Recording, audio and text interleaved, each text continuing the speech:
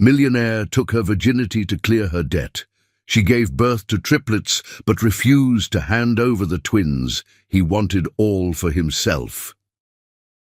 Hi, my beautiful garden flowers. Before we begin today's story, allow me to offer a small prayer from the deepest part of my heart. Not just words, but a hug in every sentence. Dear Lord, tonight, I gently lift up every soul listening, the tired ones, the hopeful ones, the ones holding on in silence. Surround them with light where they've felt darkness, and let peace settle in their hearts like a quiet sunrise. Wrap your arms around those feeling forgotten and whisper love into the places that ache. Give strength to those who feel they can't keep going, and joy to those who have forgotten how to smile. Bless their homes, their families, their journeys, and let no one walk alone tonight. Amen. My sweet ones, I have missed you more than I can say. This story you're about to hear, I worked on it with every drop of love left in me. Even though I'm still healing, I gave this everything. It's possible my voice isn't what it used to be. Maybe my words don't shine as bright right now, but I'm still here, still standing, still loving you like day one. If you still believe in me, please write, "I'm with Mr. Peter," in the comments.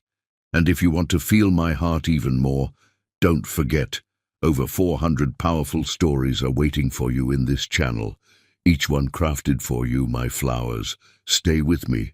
Let's rise again, together.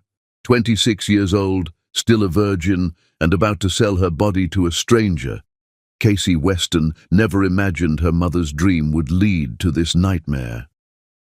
Standing waist-deep in the floodwaters that had destroyed everything she'd worked for, staring at the twisted remains of Weston's Corner coffee shop, Casey realized that sometimes desperation makes monsters of us all.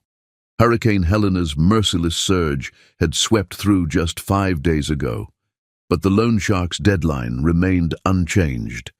Find $150,000 in 25 days, or face consequences that made bankruptcy seem merciful.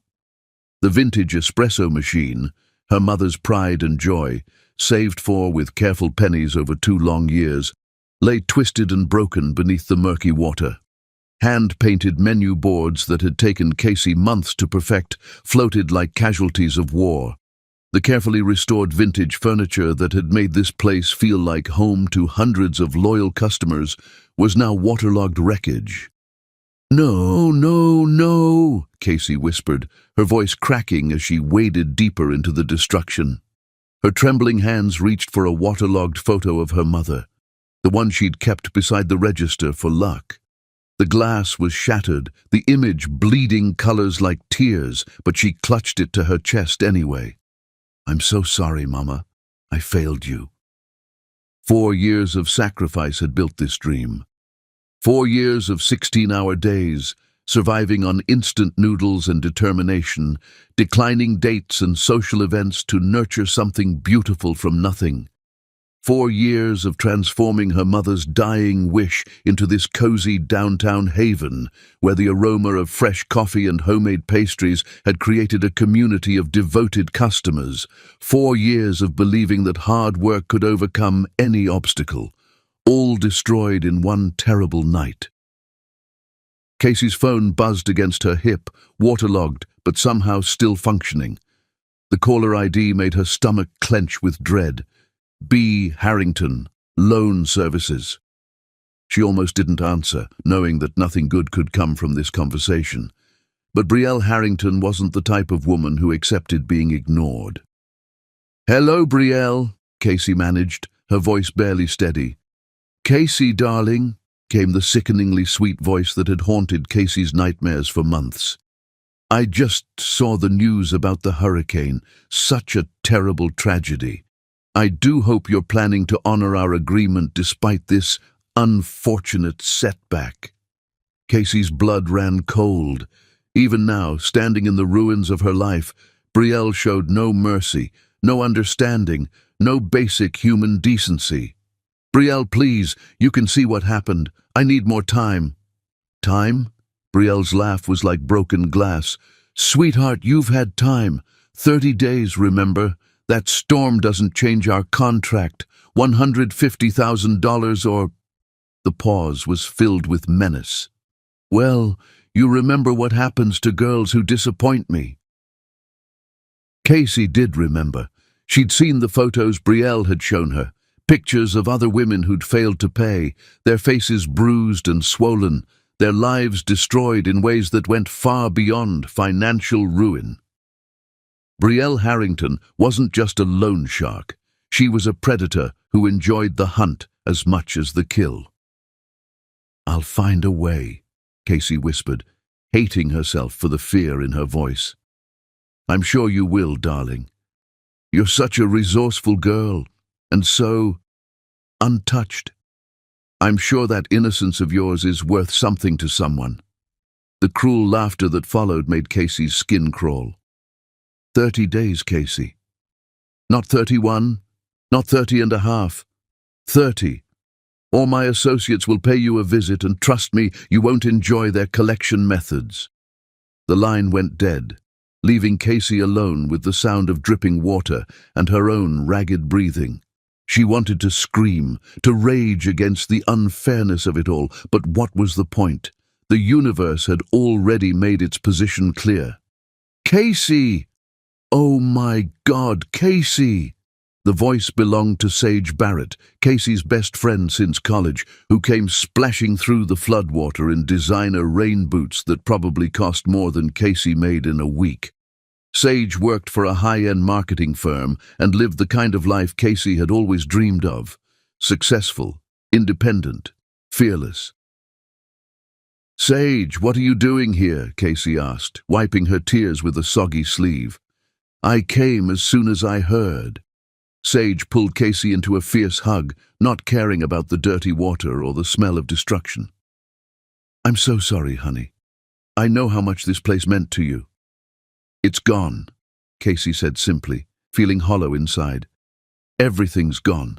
And I owe Brielle $150,000 in 30 days or what?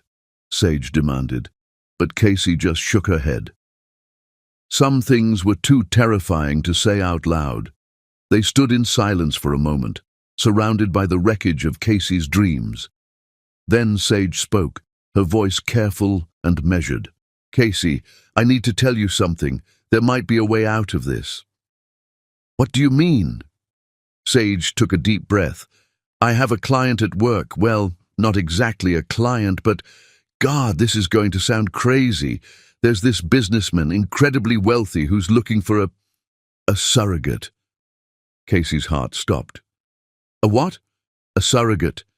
Someone to carry his child. He's offering an enormous amount of money, more than enough to pay off your debt and start over. I wasn't going to mention it because I knew you'd never consider it, but now... Are you insane? Casey's voice rose to a near shriek. Sage, I've never even... I'm still a... She couldn't finish the sentence, her face burning with embarrassment. I know, Sage said gently, and I know how crazy this sounds. But Casey, you're out of options. The banks won't give you a loan. Your insurance won't cover the flood damage, and Brielle isn't going to wait. This could be your only chance. Casey stared at her friend in horror. You're asking me to sell my body to a stranger.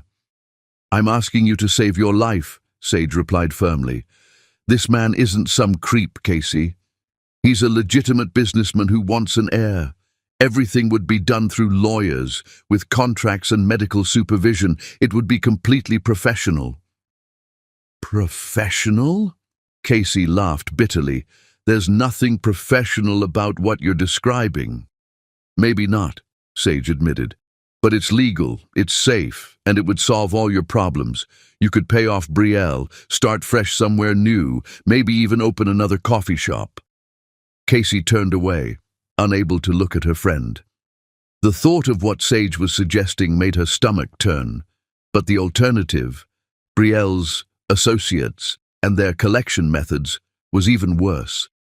She was trapped between two nightmares, forced to choose which would destroy her more completely. What's his name? She heard herself ask. hating the words even as they left her mouth. Kane Whitmore. He owns Whitmore Enterprises, one of the biggest corporations in the state. Casey, the money he's offering, it's $200,000. $200,000, enough to pay off Brielle with money left over to start again, enough to buy her freedom from this nightmare, even if it meant entering another one. "I need to think," Casey whispered, still clutching her mother's ruined photograph. "You have 30 days, Sage reminded her gently. "Maybe it's time to consider that some prices are worth paying." As Casey stood in the ruins of her mother's dream, surrounded by the wreckage of everything she'd ever worked for, she realized that Sage was right about one thing. She was out of options. The flood had washed away more than her coffee shop. It had washed away her choices, her pride, and her innocence about how cruel the world could be. In 30 days, she would either find a way to pay Brielle Harrington, or she would face consequences that would make losing her virginity to a stranger seem like a mercy. The decision, it seemed, had already been made for her. Chapter 2. The Devil's Proposition. The devil, Casey discovered, wore Italian leather shoes and commanded attention like gravity. Inescapable, dangerous, and absolutely without mercy. Kane Whitmore didn't acknowledge her entrance into his penthouse office, leaving Casey to stand like a supplicant before his mahogany throne while he finished whatever business commanded his attention. The silence stretched between them, heavy with judgment and the weight of her desperation, while Casey fought the overwhelming urge to flee from this glass tower and the man who ruled it like an emperor surveying his domain. "Miss Weston." His voice carried the refined authority of old money and older power. When he finally lifted his gaze to meet hers, Casey felt her breath catch. She'd expected someone older, someone who looked like the monsters from her worst nightmares. Instead, she found herself studying the most devastatingly handsome man she'd ever encountered, and, undoubtedly, the most ruthless. At 38, Kane Whitmore possessed the kind of masculine beauty that belonged in Renaissance sculptures, sharp cheekbones that could have been carved from marble, a strong jaw shadowed with perfectly groomed stubble and thick black hair that suggested wild passion beneath rigid control.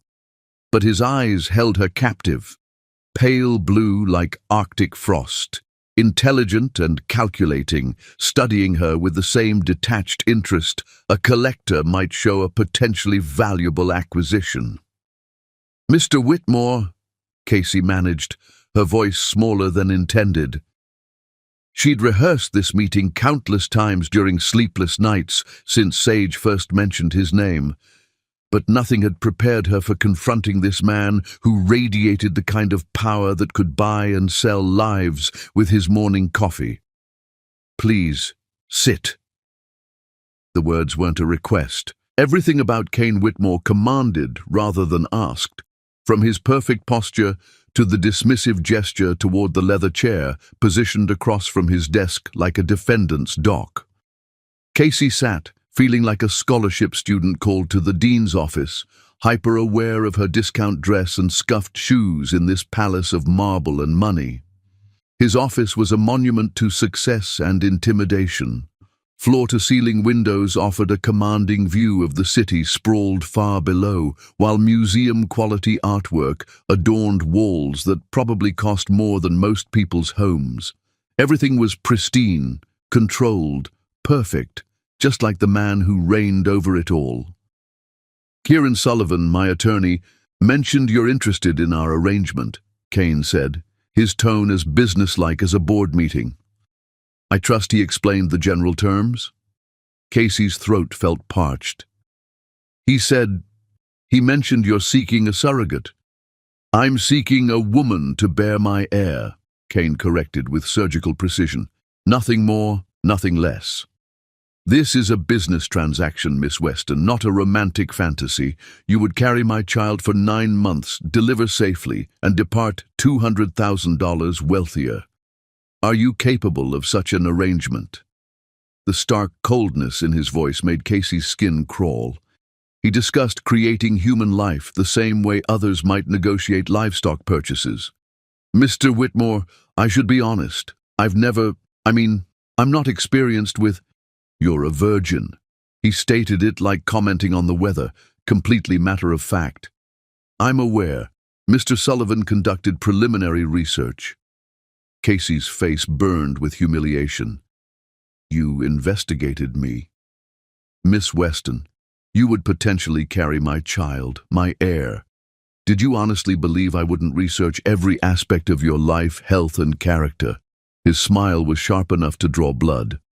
"I know about your coffee shop, your debt to Miss Harrington, your mother's medical expenses that initiated your financial difficulties. I know you've maintained exactly 2 romantic relationships, both ending before physical intimacy. I know you graduated summa cum laude from State University with a business degree, and I know your only legal infractions are 3 parking violations." Each revelation felt like a violation, stripping away privacy and dignity with surgical precision.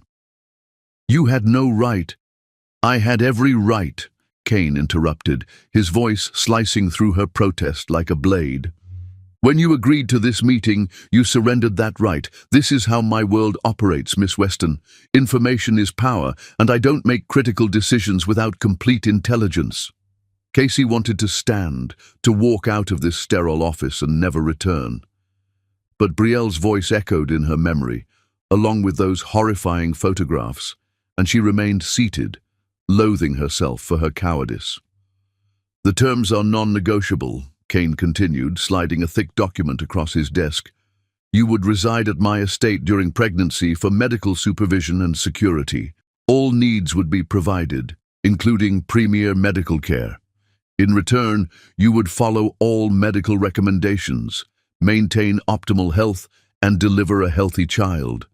Upon successful completion, you would receive $200,000 and relinquish all parental rights."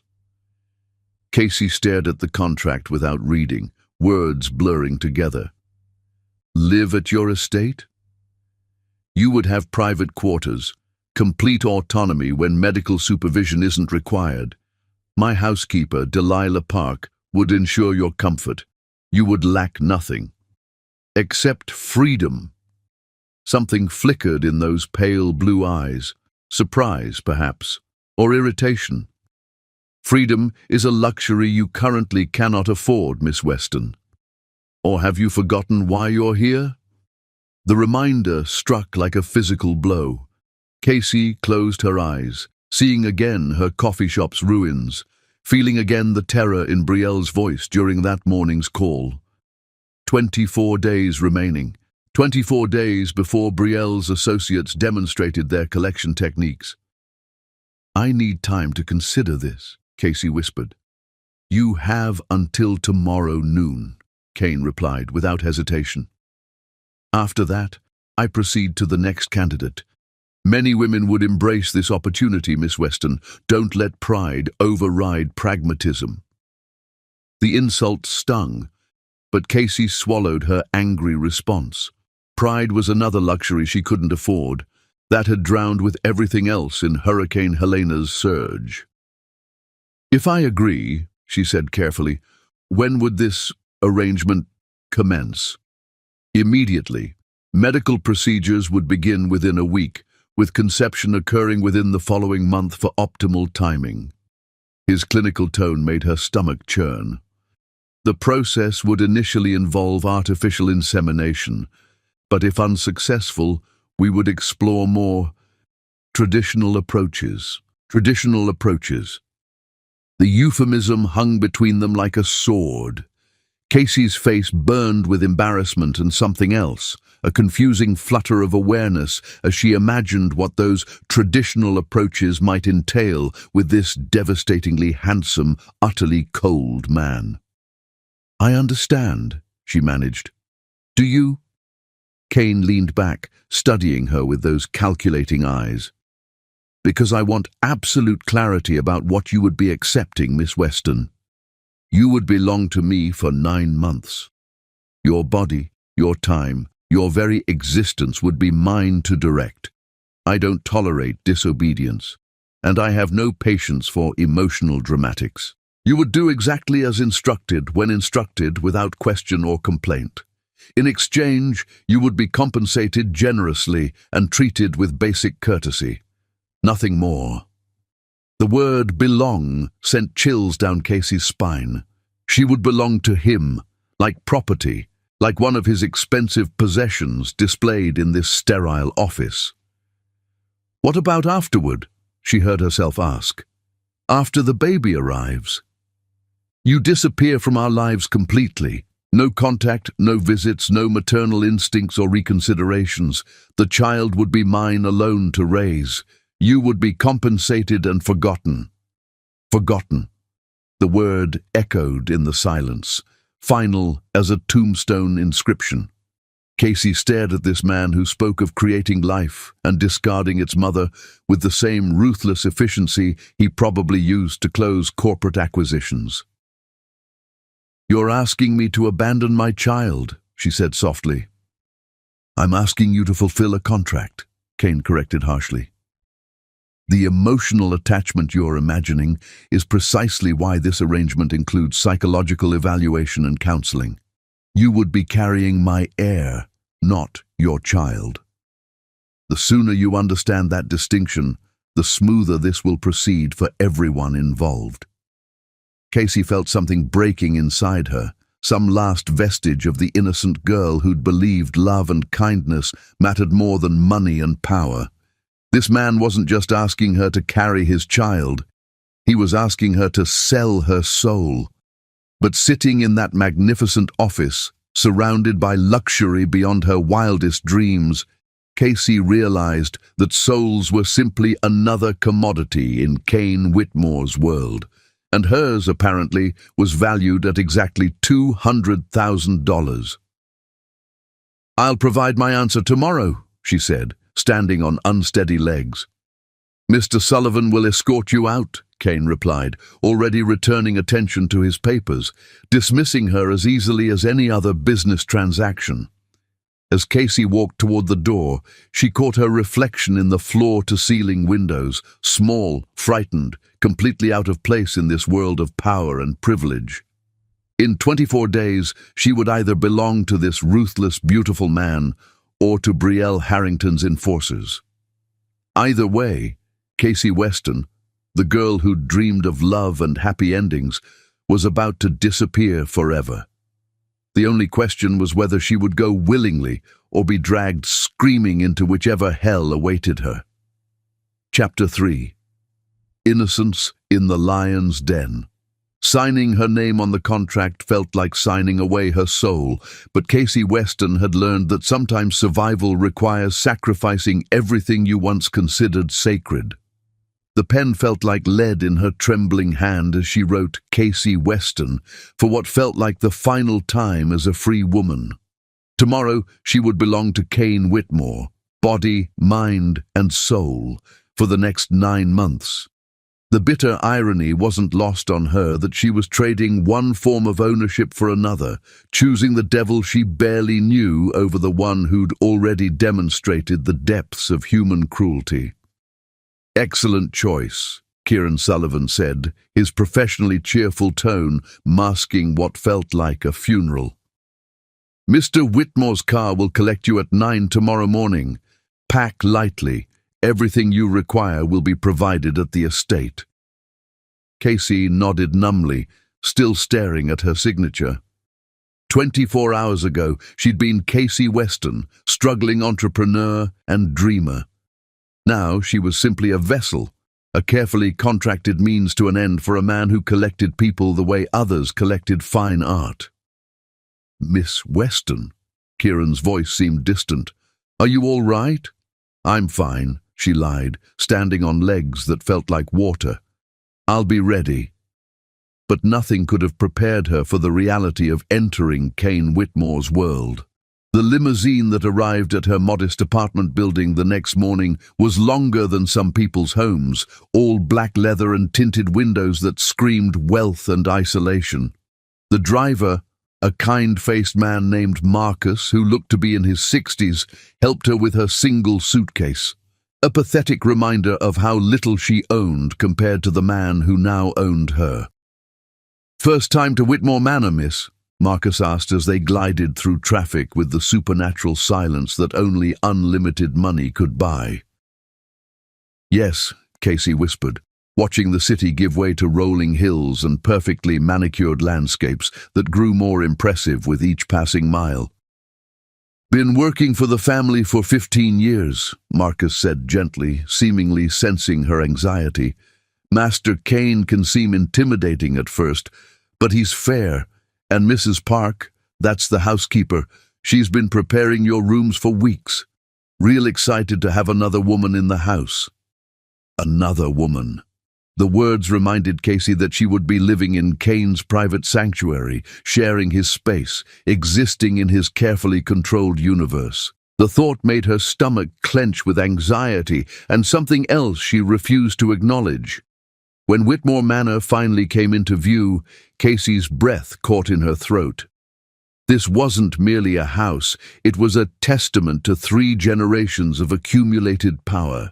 The massive structure rose from perfectly maintained gardens, like something from a Gothic novel, pale stone and soaring windows, with turrets and gables that spoke of old money and older secrets. Fountains and sculptures dotted the landscape, each probably worth more than her destroyed coffee shop.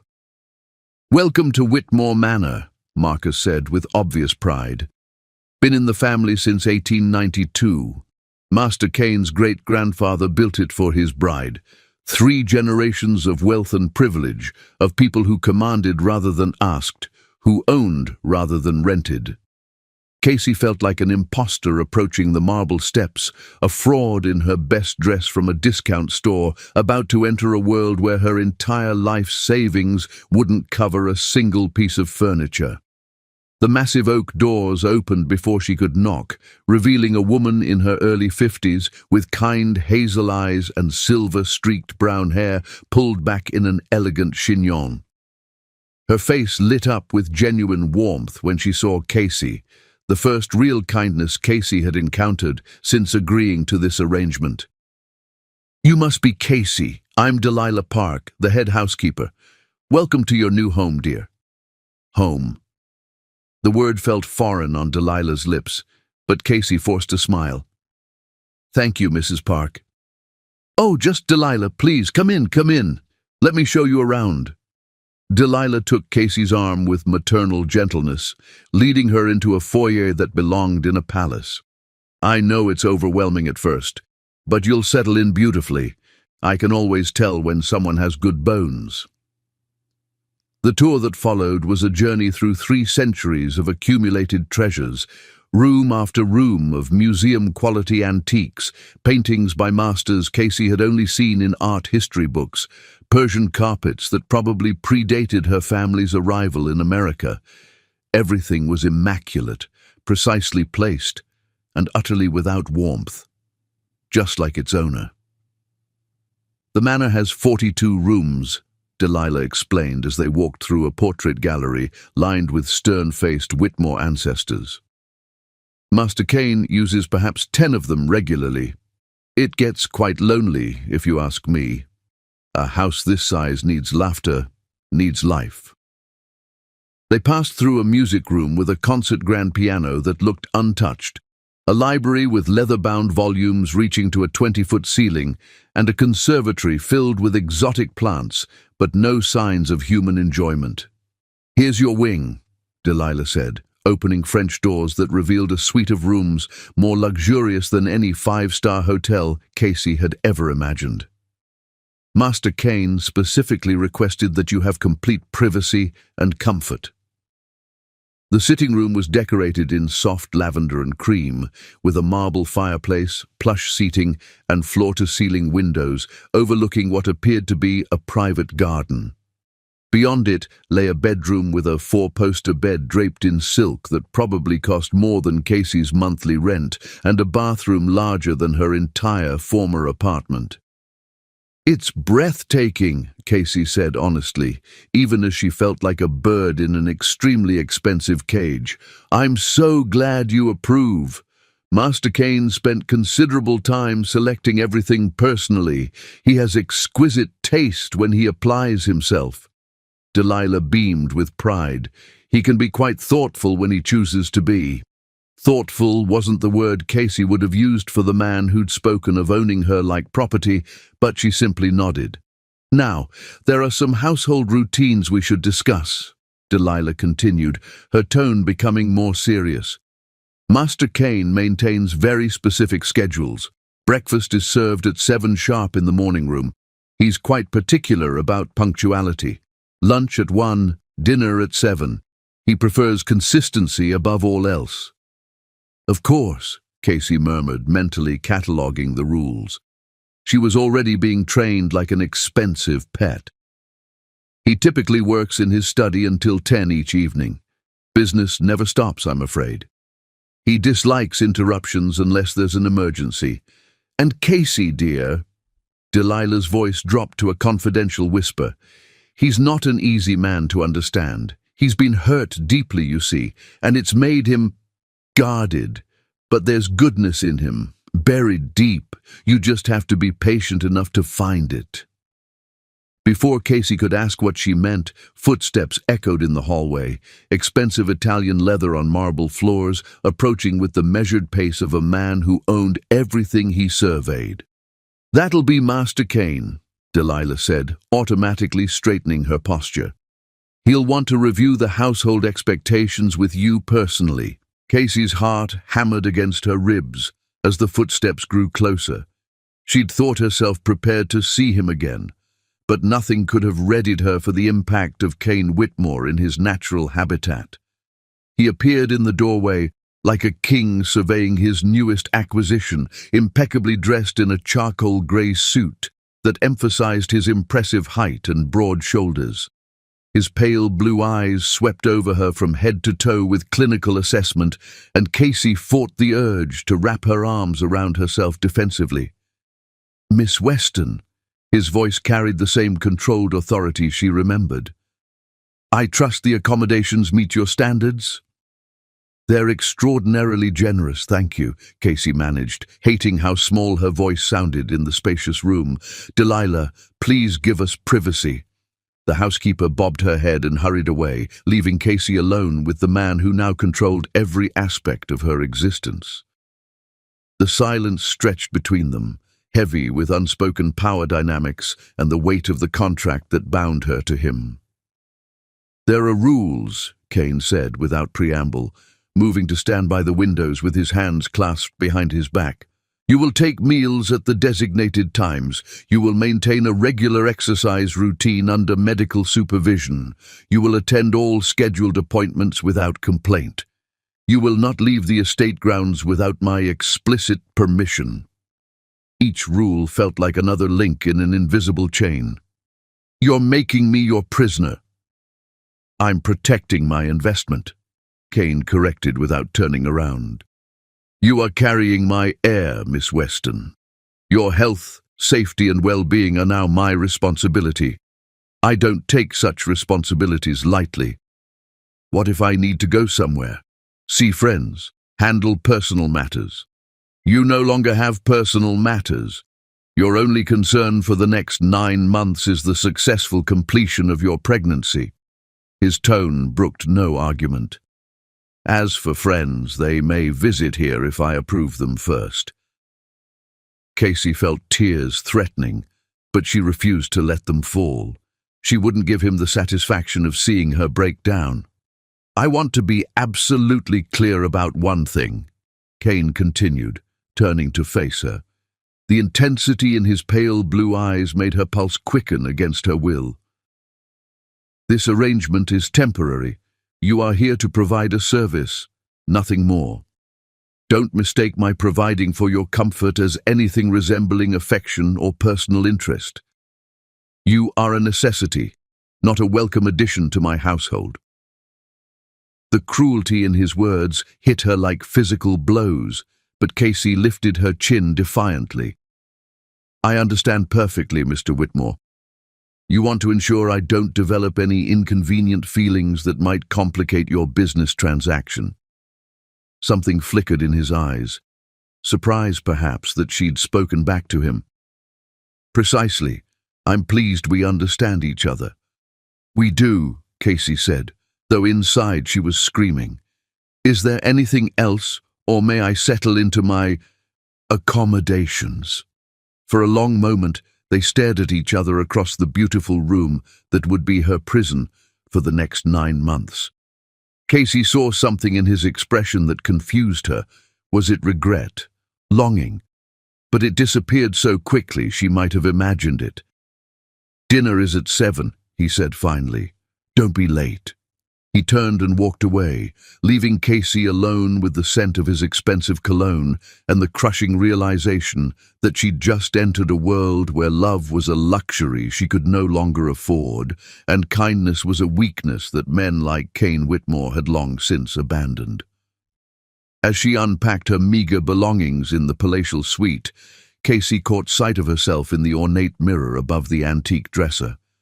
The girl looking back was still recognizable, but something in her eyes had already changed. The innocence remained, but it was shadowed now with the knowledge of what desperation could drive a person to accept. In 9 months, she would walk out of this magnificent prison $200,000 richer and completely transformed. The question was whether anything of the real Casey Weston would survive the transformation, or if she would emerge as emotionally barricaded as the man who now owned her soul. Outside her window, storm clouds gathered over the estate's perfect gardens, and Casey couldn't help but think they were an omen of the tempest to come. Chapter 4. Hearts Behind Walls. The moment Casey had been dreading and secretly anticipating for 3 weeks arrived on a rain-soaked Thursday evening, announced not by trumpets or ceremony, but by Dr. Elizabeth Hartwell's clinical pronouncement, "The artificial insemination attempts have been unsuccessful. We'll need to proceed with natural conception." Casey's hands trembled as she clutched the silk robe Delilah had laid out for her, the expensive fabric feeling like armor that wouldn't protect her from what was about to happen. 3 weeks of medical procedures, of being treated like a prize mare being prepared for breeding, had led to this moment when she would finally have to face the most intimate act of her life with a man who looked at her like a business investment. "Miss Weston." Dr. Hartwell's voice seemed to come from very far away. "Are you ready?" Ready. As if anyone could be ready to lose their virginity to a stranger as part of a financial transaction. But Casey nodded, knowing that Brielle Harrington's deadline had passed 2 weeks ago, and only Kane's intervention had kept her safe from consequences that would have been far worse than this clinical seduction. The walk from the medical suite to Kane's private quarters felt like a funeral march. Each step on the marble floors echoed through the silent hallway, while Casey's heart hammered against her ribs so loudly she was certain the entire household could hear it. Delilah had tried to reassure her with warm smiles and motherly pats, but nothing could ease the terror and confusion swirling in Casey's mind. What kind of man makes love to a woman he's paid for? What kind of woman agrees to it? She paused outside his door, raising her hand to knock when his voice came through the heavy wood. "Come in, Casey." He'd been waiting for her. Somehow, that made it both better and infinitely worse. Kane's bedroom was a study in masculine luxury. Dark woods, rich fabrics, and a massive 4-poster bed that dominated the space like an altar of temptation. He stood by the fireplace, still wearing his shirt and trousers, but his tie was gone and the top buttons of his shirt were undone, revealing a tantalizing glimpse of the chest she would soon know intimately. "You look terrified," he observed, his voice softer than she'd ever heard it. "I am terrified," Casey admitted, seeing no point in pretending otherwise. This isn't exactly how you imagined your first time would be." Kane moved closer, and Casey caught the scent of his cologne, mixed with something darker, more masculine. "What did you imagine?" The question caught her off guard. For 3 weeks, he'd treated her with cold politeness, discussing her condition and needs with the same detachment he might show a favored pet. This was the first time he'd asked her anything personal. "Love," she whispered, hating how naive it sounded. "I imagined love." Something flickered across his features, pain, perhaps, or regret. But it was gone so quickly she might have imagined it. "Love is a luxury neither of us can afford tonight," he said, moving to pour himself a glass of whiskey from the crystal decanter on his dresser. "But that doesn't mean this has to be unpleasant for you." Casey watched him drink, noting the slight tremor in his hands that suggested he wasn't as unaffected as he pretended. "Are you nervous too?" The question seemed to startle him. "I don't get nervous, Miss Weston." "Casey," she corrected softly. If we're going to, shouldn't you at least call me by my first name?" He set down his glass and turned to study her with those pale blue eyes that had haunted her dreams for weeks. "Casey," he said, and the way her name sounded on his lips made something flutter deep in her belly. "Are you asking me to pretend this is something other than what it is?" "I'm asking you to pretend I'm human," she replied, surprised by her own boldness. "For tonight, couldn't you pretend that I'm more than just a vessel for your air?" The silence that followed was so thick, Casey could almost taste it. Kane moved toward her with the predatory grace she'd noticed that first day in his office. But there was something different in his approach now, a careful consideration that hadn't been there before. "You are human," he said, when he was close enough that she could see the dark flecks in his pale eyes. "And you deserve better than this, better than me." The admission hung between them like a confession, revealing more vulnerability than Casey had ever expected from this cold, controlled man. "Then why?" she asked. "Why this arrangement? You could have any woman you wanted." "Could I?" His smile was bitter. "Women want my money, Casey. They want the lifestyle, the status, the security. None of them want the man underneath all of this." He gestured to the opulent room around them. "At least with you, I know exactly what the transaction entails." "Maybe you've been looking in the wrong places," Casey said softly, and immediately regretted it when his expression hardened. "Don't," he warned. "Don't try to psychoanalyze me or imagine you can fix whatever's broken in me. This is a business arrangement, nothing more." But even as he spoke the harsh words, his hand rose to cup her cheek with surprising gentleness. Casey's breath caught at the contact, her skin burning where he touched her. "I'll be as gentle as I can," he promised, and there was something in his voice that made her believe him.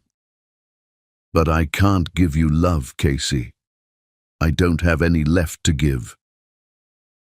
"What happened to it?" she found herself asking, even though she knew she was crossing a line. For a moment, she thought he wouldn't answer. Then, "It was beaten out of me long ago, by a father who thought affection was weakness, and a woman who proved him right." The pain in his voice was so raw that Casey's heart ached for him. Without thinking, she reached up to cover his hand with hers, offering the only comfort she could give. "I'm sorry," she whispered. "Don't be sorry for me," Kane said, but he didn't pull his hand away. "I chose this life.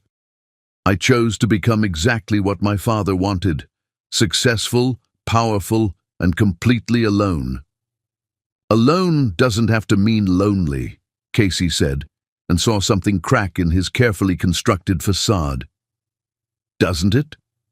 He moved closer until his body was almost touching hers, until she could feel the warmth radiating from his skin. "You'll leave when this is over, Casey. They always leave." The sadness in his voice broke something open in Casey's chest. This wasn't the cold, calculating businessman who'd laid out the terms of their arrangement. This was a man who'd been hurt so deeply that he'd built walls around his heart and convinced himself they were necessary for survival. "Maybe," she said softly, "but I'm here now." The words seemed to affect him more than she'd expected. His thumb traced along her cheekbone with reverent gentleness, and when he looked at her, Casey saw something in his eyes that made her breath catch. Hunger, yes, but also a longing so deep it made her chest tight with unexpected emotion. "Casey," he murmured, her name a prayer on his lips. "Are you certain about this? Because once we cross this line, there's no going back." She thought of all the reasons she should say no, the contract that bound them, the cold way he'd treated her, the fact that this would be her first time with a man who'd paid for the privilege. But she also thought of the pain in his voice when he'd spoken of being alone, the gentleness in his touch, the way he'd said her name like it meant something to him. "I'm certain," she whispered, and meant it. What followed was unlike anything Casey had ever imagined. Cain undressed her with a reverence that bordered on worship, his hands trembling slightly as he revealed skin that had never been touched by another. When she was finally bare before him, he looked at her like she was something precious and fragile, something to be treasured rather than simply used. "You're beautiful," he said, and the wonder in his voice made tears spring to her eyes. "So are you," she replied, and watched his expression shift to something that looked almost like surprise. When he finally joined her on the massive bed, his touch was everything he'd promised, gentle, patient, careful of her innocence. He kissed her like she was made of spun glass, his lips soft against hers, his hands mapping her body with an artist's attention to detail. "I want to make this good for you," he whispered against her throat. And Casey believed him. What surprised her most was how naturally her body responded to his. Every touch sent fire racing through her veins. Every kiss made her arch against him with growing need. When the moment finally came for them to become one, he was so careful, so tender, that the pain was overshadowed by the overwhelming sensation of completion. "Casey," he breathed her name as he moved within her, and for a moment, just one perfect moment, she could almost believe this was about more than business.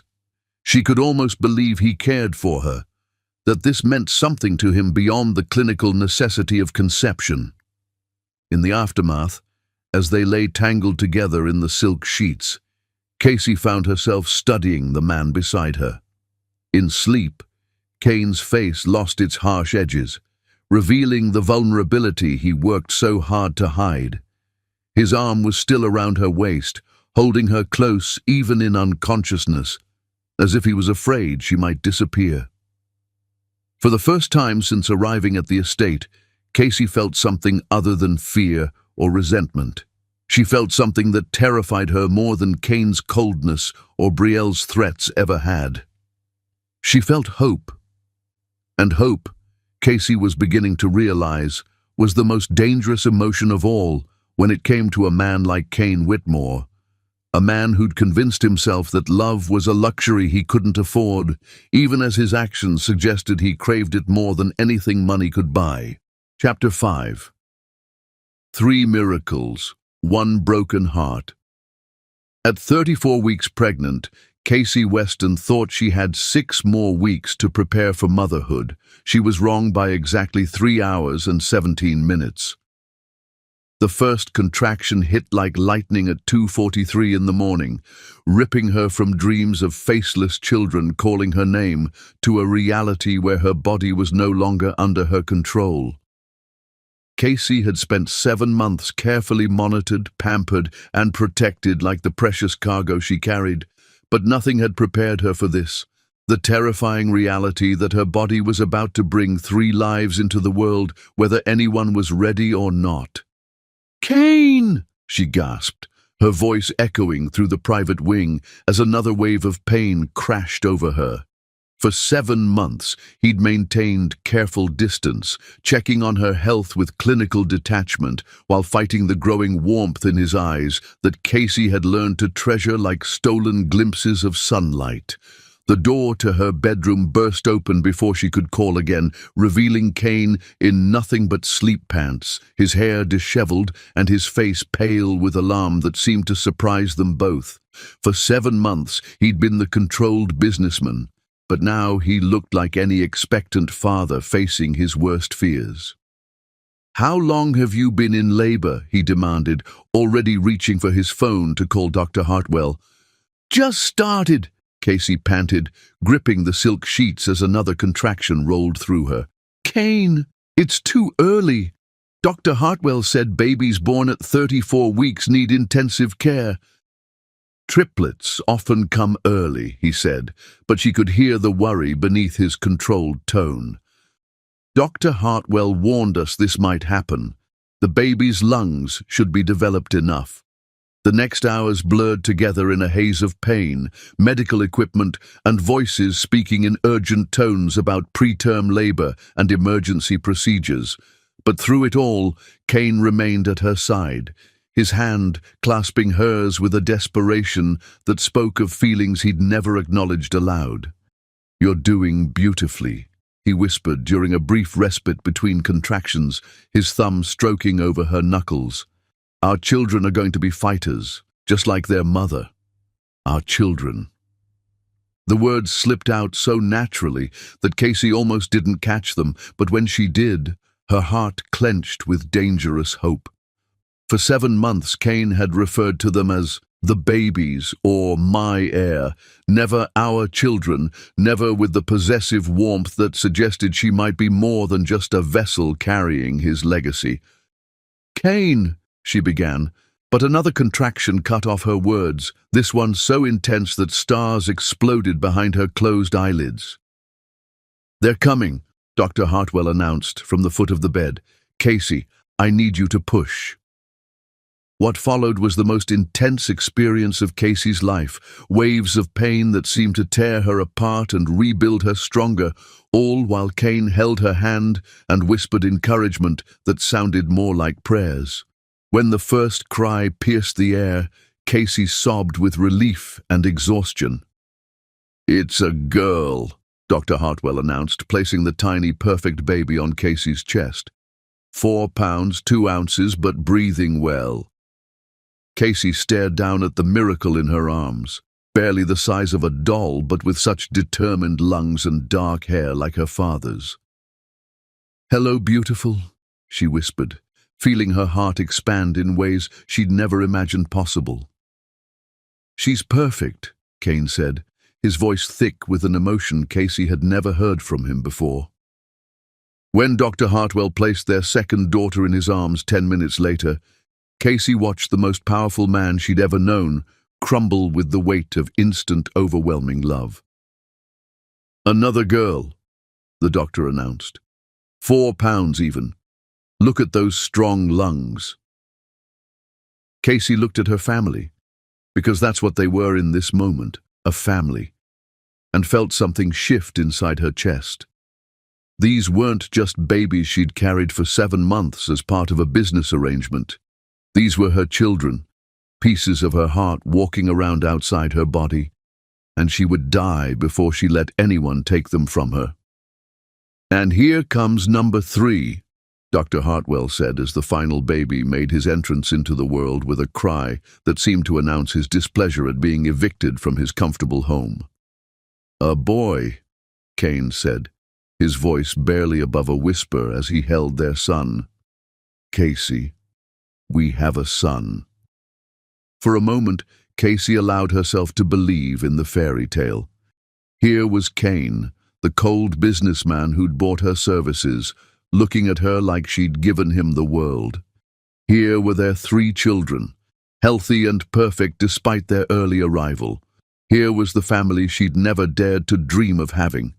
Then Dr. Hartwell cleared her throat, and the spell shattered like crystal hitting concrete.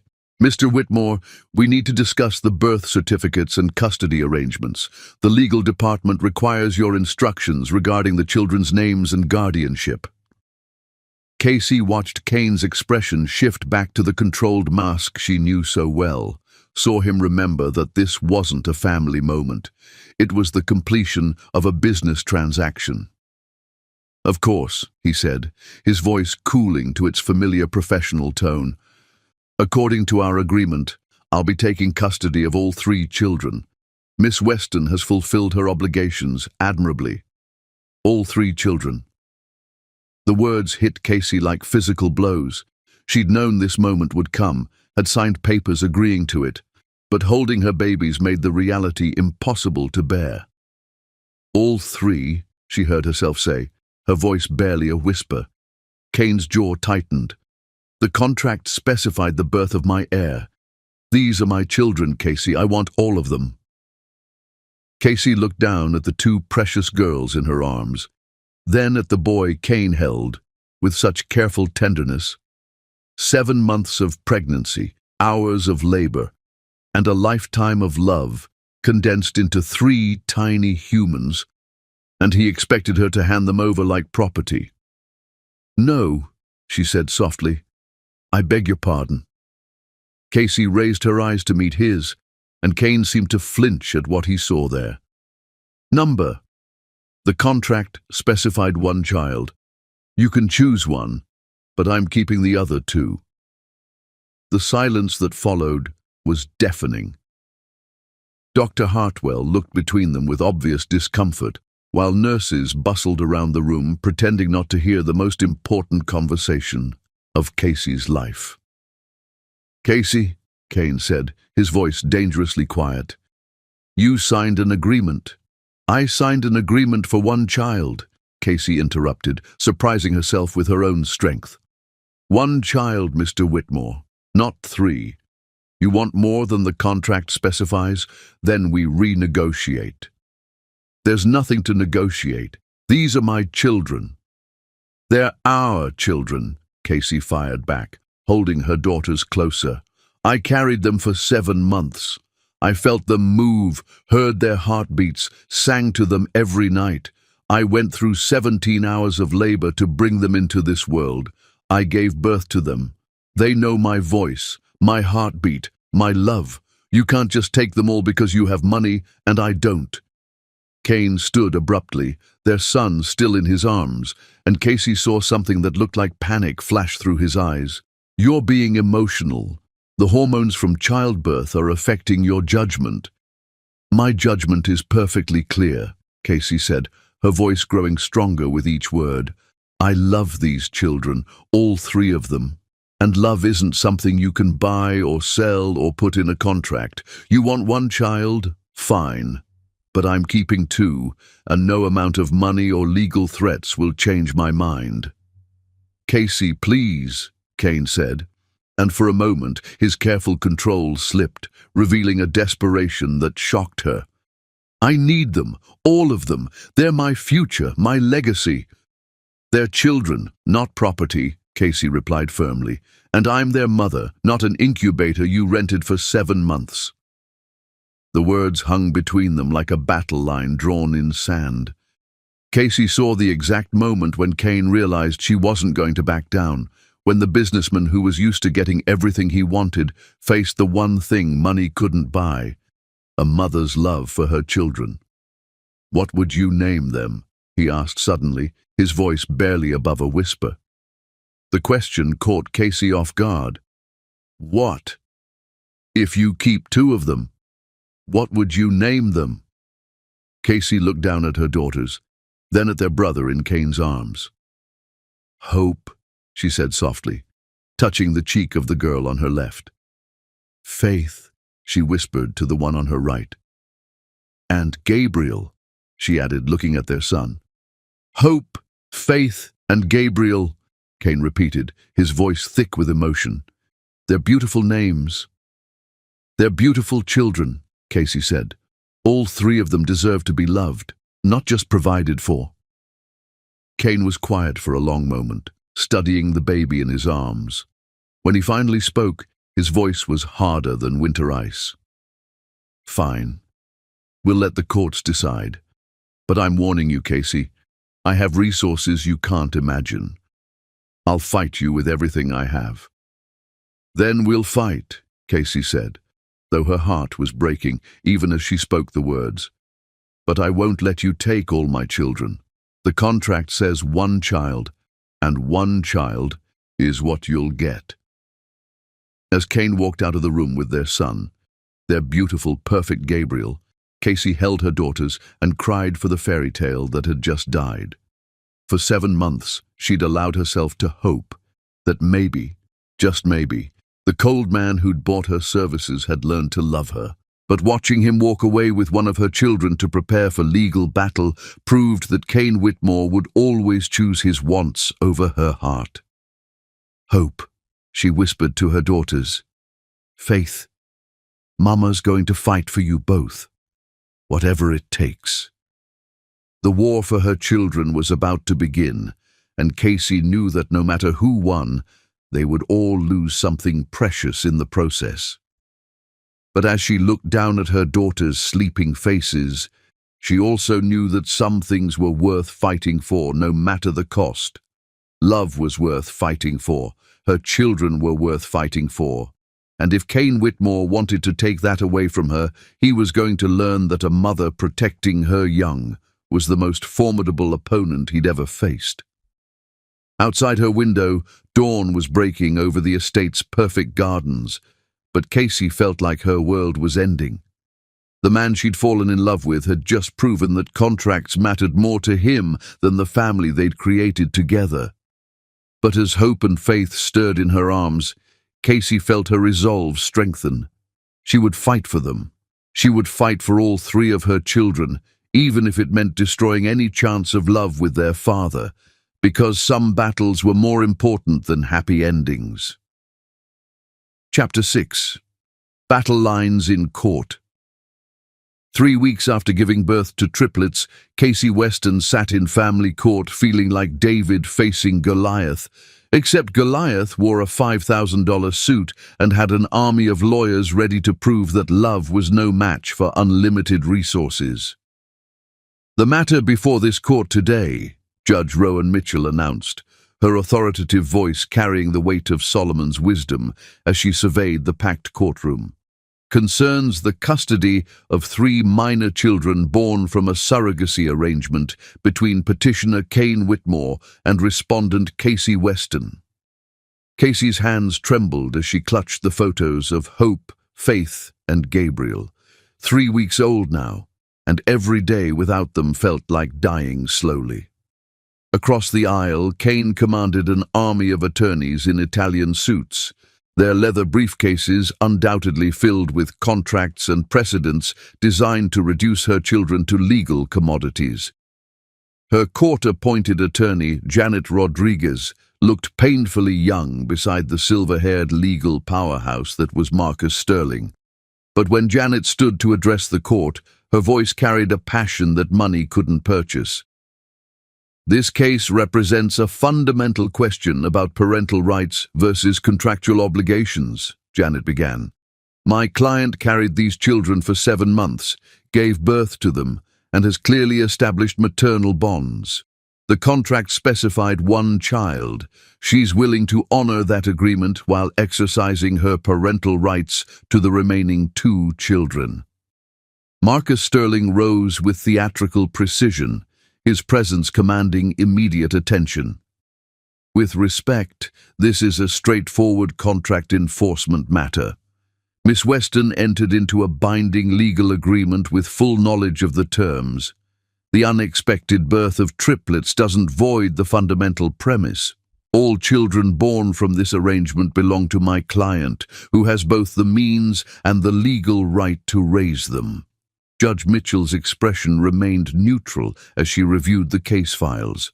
"Mr. Sterling, please present your client's position." Sterling opened his briefcase with courtroom flair. "Mr. Kane Whitmore is 38 years old, with a net worth exceeding $2 billion. He is the CEO of Whitmore Enterprises, a Fortune 500 company employing over 50,000 people. He sought this surrogacy arrangement because he recognizes the importance of securing his legacy and providing his heirs with every possible advantage. Casey forced herself to watch as Sterling painted Kane as the ideal father, wealthy, stable, capable of providing opportunities beyond most people's wildest dreams. She searched Kane's face during this character presentation, looking for any sign that this legal strategy caused him pain. "Miss Weston," Sterling continued, his tone becoming subtly dismissive, "is 26 years old, currently unemployed, and recently declared bankruptcy following the failure of her small business. She entered this arrangement purely for financial compensation, with complete understanding that she would relinquish all parental rights upon birth." "Objection," Janet called out sharply. "Counsel is presenting argument rather than evidence." "Sustained," Judge Mitchell ruled. "Mr. Sterling, please present facts rather than characterizations." But the damage was intentional. Casey felt the weight of every gaze in the courtroom, saw the judgment in faces of court reporters and spectators who'd come to witness this public dissection of her most private anguish. "I call Mr. Whitmore to the stand," Sterling announced. Casey's heart clenched as Kane walked to the witness box. Even in this setting, he commanded attention. Tall, imposing, devastatingly handsome in his charcoal suit. But she could see the tension in his shoulders, the careful control that kept his emotions locked away. "Mr. Whitmore," Sterling began, "please explain your decision to pursue surrogacy." Kane's voice was steady, professional.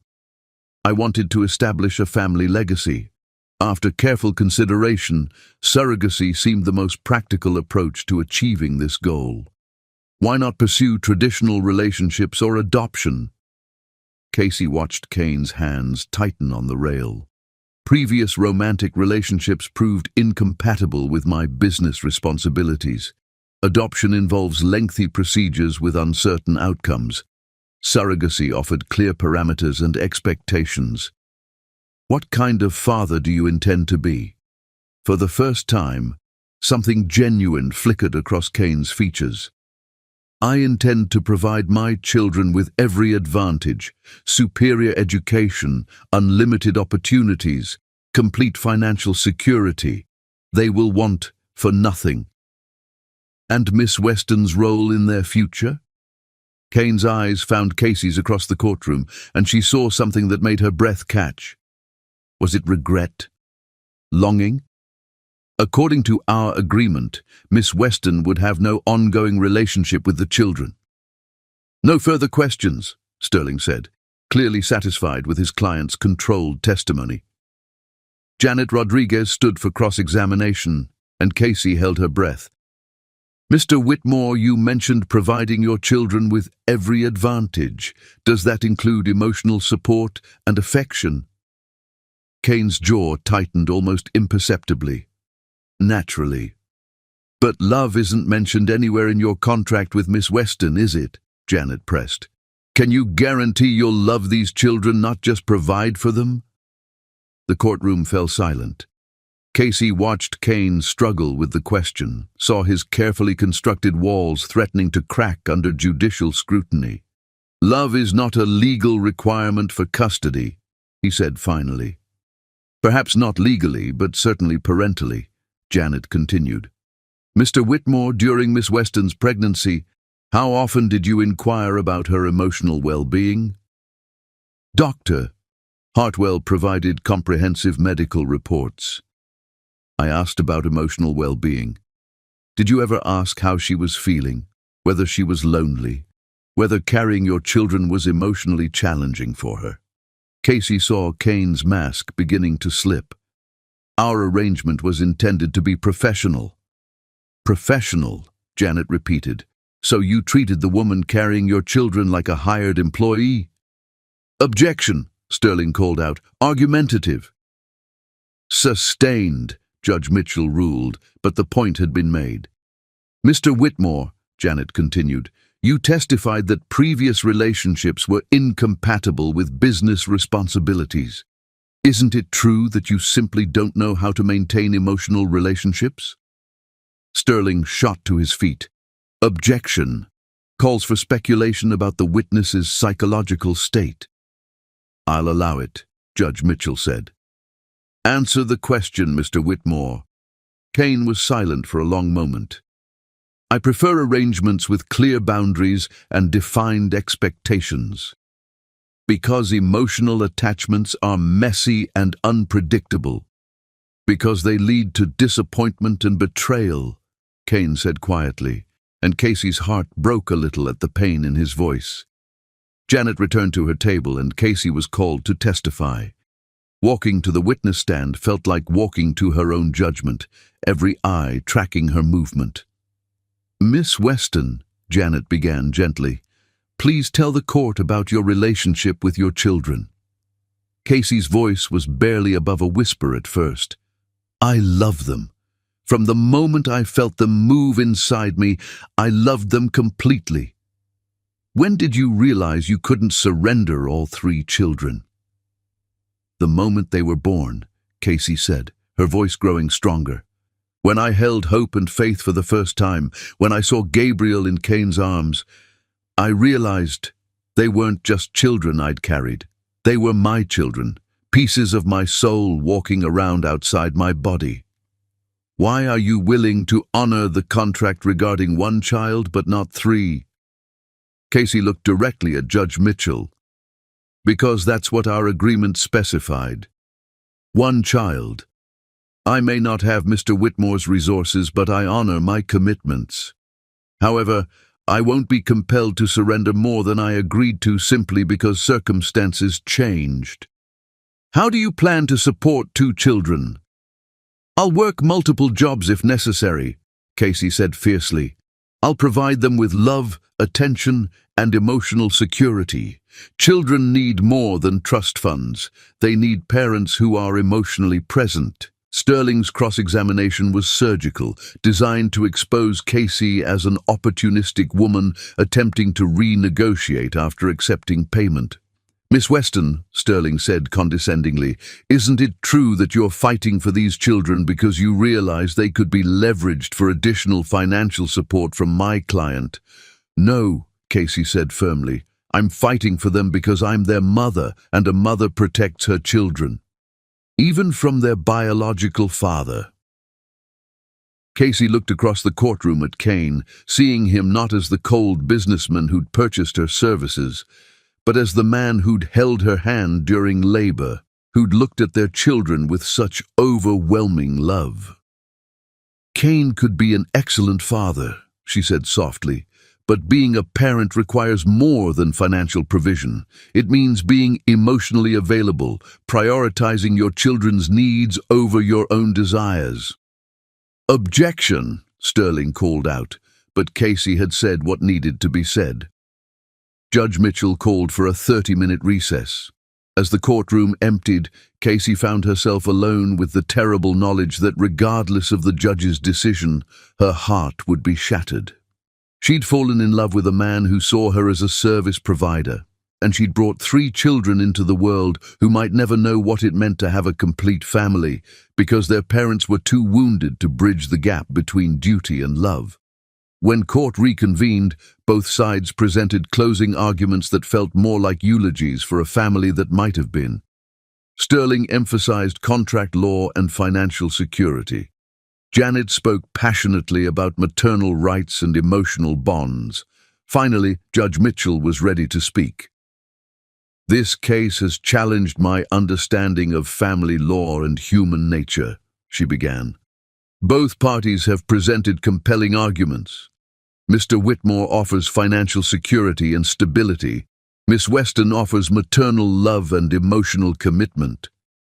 Casey gripped her chair until her knuckles went white. However, Judge Mitchell continued, the welfare of 3 newborn children must supersede all other considerations. These babies need stability, love, and the opportunity to bond with both biological parents. The judge paused, and in that silence, Casey heard her future being decided. Therefore, I am ordering an unprecedented arrangement. And Casey knew that whatever came next would change all their lives forever. Controlled testimony. Janet Rodriguez stood for cross-examination and Casey held her breath. Mr. Whitmore, when you say previous relationships proved unsuitable, what exactly do you mean? Kane's jaw tightened. I prefer not to discuss my personal history. But this case is about your fitness as a parent, isn't it? Your ability to provide emotional support, not just financial. I can provide everything my children need, including love, Janet pressed, because love isn't mentioned anywhere in your contract with Miss Weston. The courtroom fell silent. Casey watched Kane struggle with the question, saw the careful walls he'd built around his heart threatening to crack under judicial scrutiny. Love is not a legal requirement for custody, he said finally. But it should be a parental requirement, shouldn't it? Janet continued. Mr. Whitmore, during Miss Weston's pregnancy, how often did you check on her emotional well-being? Dr. Hartwell provided regular reports on her health. I asked about emotional well-being. Did you ever ask how she was feeling? Whether she was lonely? Whether carrying your children was emotionally difficult for her? Casey saw Kane's mask beginning to slip. The arrangement was meant to be professional. Professional, Janet repeated. So you treated the woman carrying your children like an employee. Objection, Sterling called. Argumentative.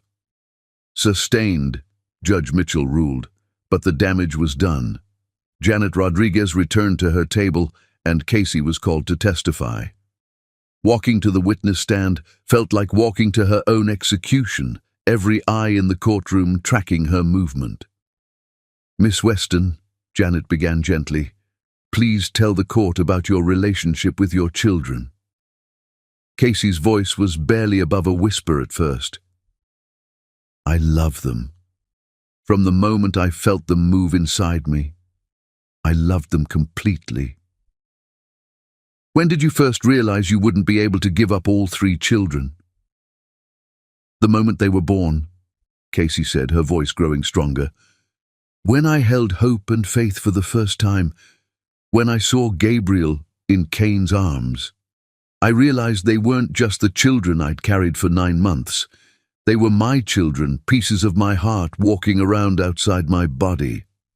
Why are you willing to honor the contract for 1 child but not 3? Casey took a deep breath, looking directly at Judge Mitchell.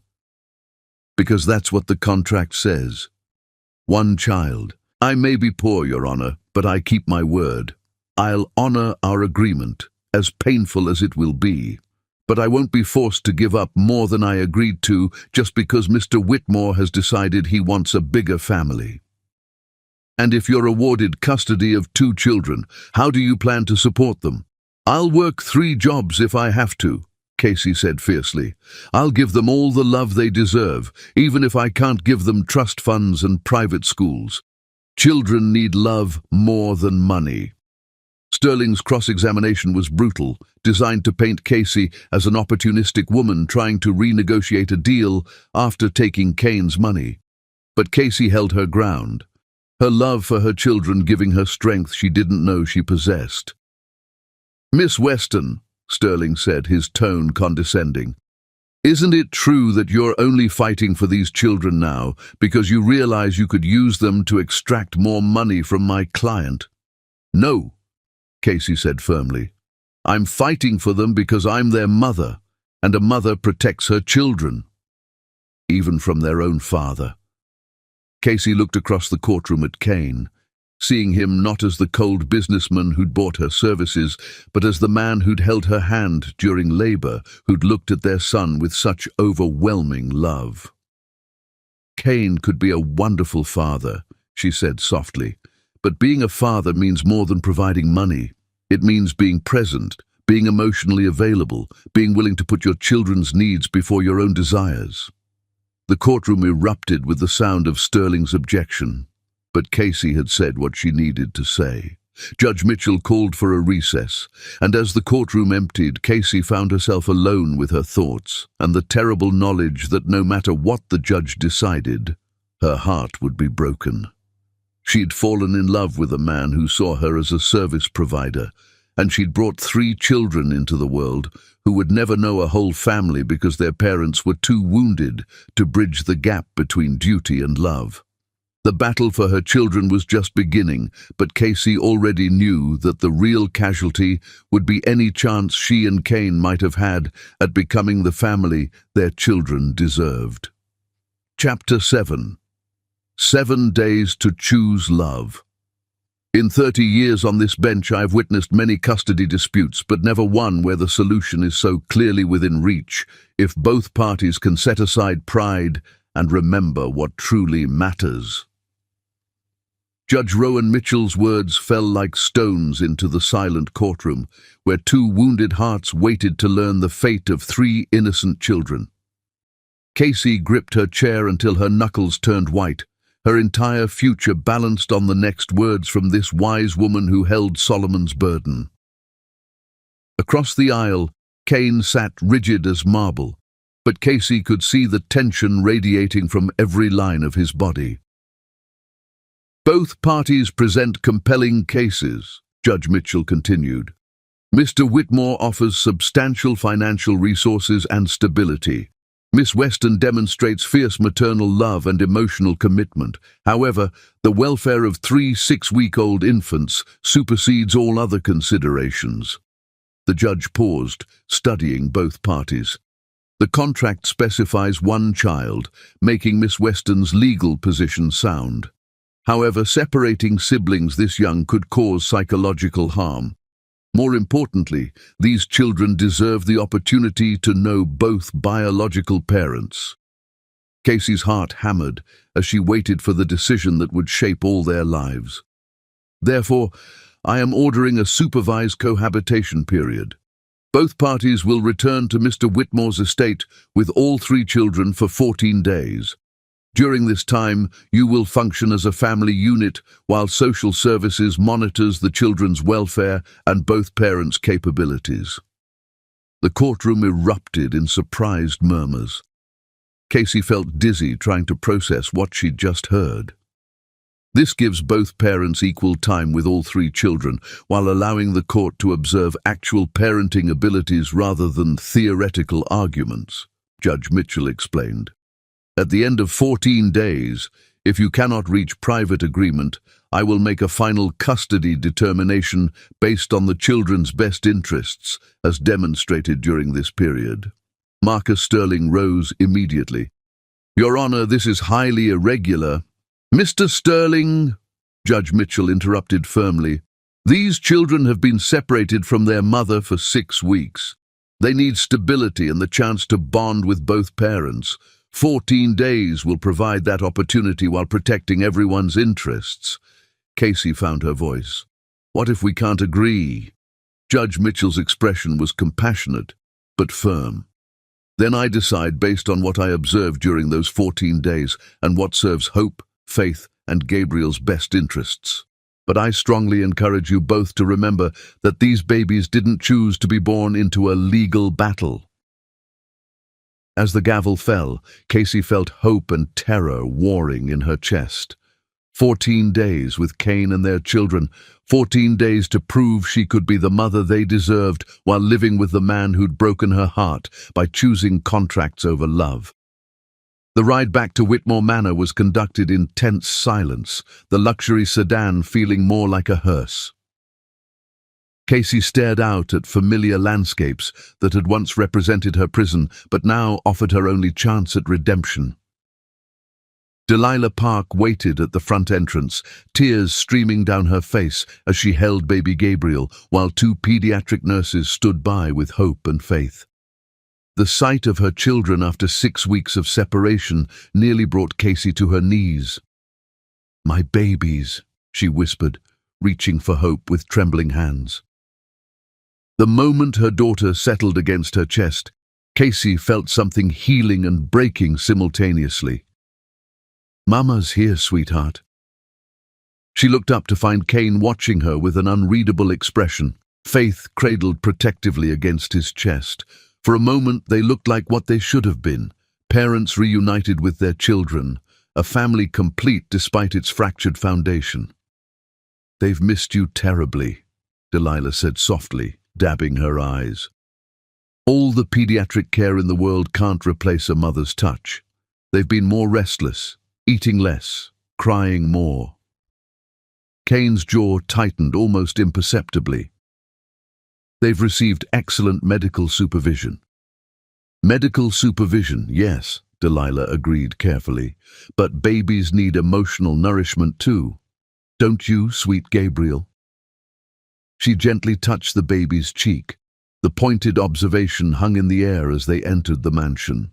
The nursery had been completely transformed during Casey's absence. 3 matching cribs instead of 1, every surface covered with expensive monitoring equipment, designer toys, and state-of-the-art baby gear.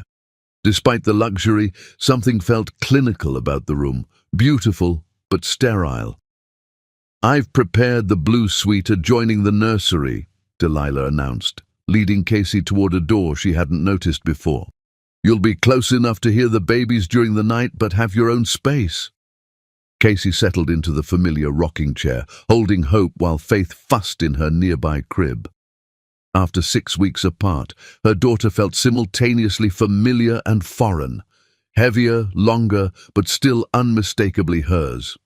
"She's hungry," Casey said, recognizing Faith's particular cry pattern. "The formula station is fully stocked," Kane said, moving toward the high-tech warming unit with practiced efficiency. Casey shook her head. "I've been maintaining my milk supply for 6 weeks. I want to breastfeed them." The statement clearly surprised Kane. "You've been—" "But there was no expectation." "There were many things not in our contract," Casey replied, settling Faith to nurse while Hope dozed contentedly, "including how I'd feel carrying them for 7 months, or the bond we'd form, or how much I'd love them." Kane watched in fascination as Faith latched on and began nursing contentedly. Dr. Hartwell recommended bottle feeding for practicality. "Practical," Casey repeated, the word bitter on her tongue. "Is that what we're calling this?" Gabriel began fussing in Kane's arms, and Casey watched the powerful businessman look completely helpless, facing one crying baby. "He's probably hungry too," Casey said gently. "Here, let me show you." She guided him through preparing a bottle with her pumped milk, their hands brushing as she adjusted his grip. The contact sent electricity through her skin, a reminder of the attraction that had complicated everything from the beginning. "Support his head like this." "Perfect," she murmured, their faces close as she showed him the proper angle. Kane's eyes met hers over Gabriel's downy head, and for a moment Casey saw the vulnerable man beneath the cold businessman. The man who'd held her hand during labor, who'd looked at their children with overwhelming love. "They know your voice," Kane observed quietly, as Hope settled at the familiar sound of Casey's lullaby. "I sang to them every night during pregnancy," Casey admitted. "Even after they were born, I recorded songs and asked the nurses to play them." Something flickered across Kane's features, surprise, perhaps guilt. "I didn't know."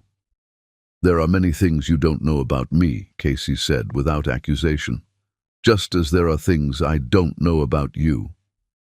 The next hour passed in surprisingly comfortable cooperation as they worked together to feed and change all 3 babies.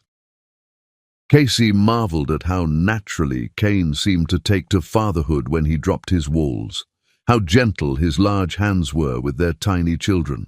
"Why did you really want children?" Casey asked as they settled the babies for naps. Not the legacy answer, the real reason. Kane was quiet so long Casey thought he wouldn't answer. Then, "I grew up in this house. Beautiful, enormous, empty. My father was always working, always distant. My mother cared more about social obligations than parenting. I swore if I ever had children, things would be different." But you've been working constantly since they were born, Casey pointed out gently. I thought providing for them was enough, ensuring they had everything I lacked: security, opportunity, freedom from financial worry. His voice was barely audible. I didn't realize that what I wanted most was what I never had: a real family. Casey's heart ached for the lonely child he'd been. It's not too late. They're only 6 weeks old. You can still be the father you wanted to have. Kane looked at her with eyes full of hope and fear. And you? Could you be happy here, with them? With ... He didn't finish, but the unspoken word hung between them. Casey looked around the nursery at their sleeping children, at this man who'd bought her services, but might have found something more precious.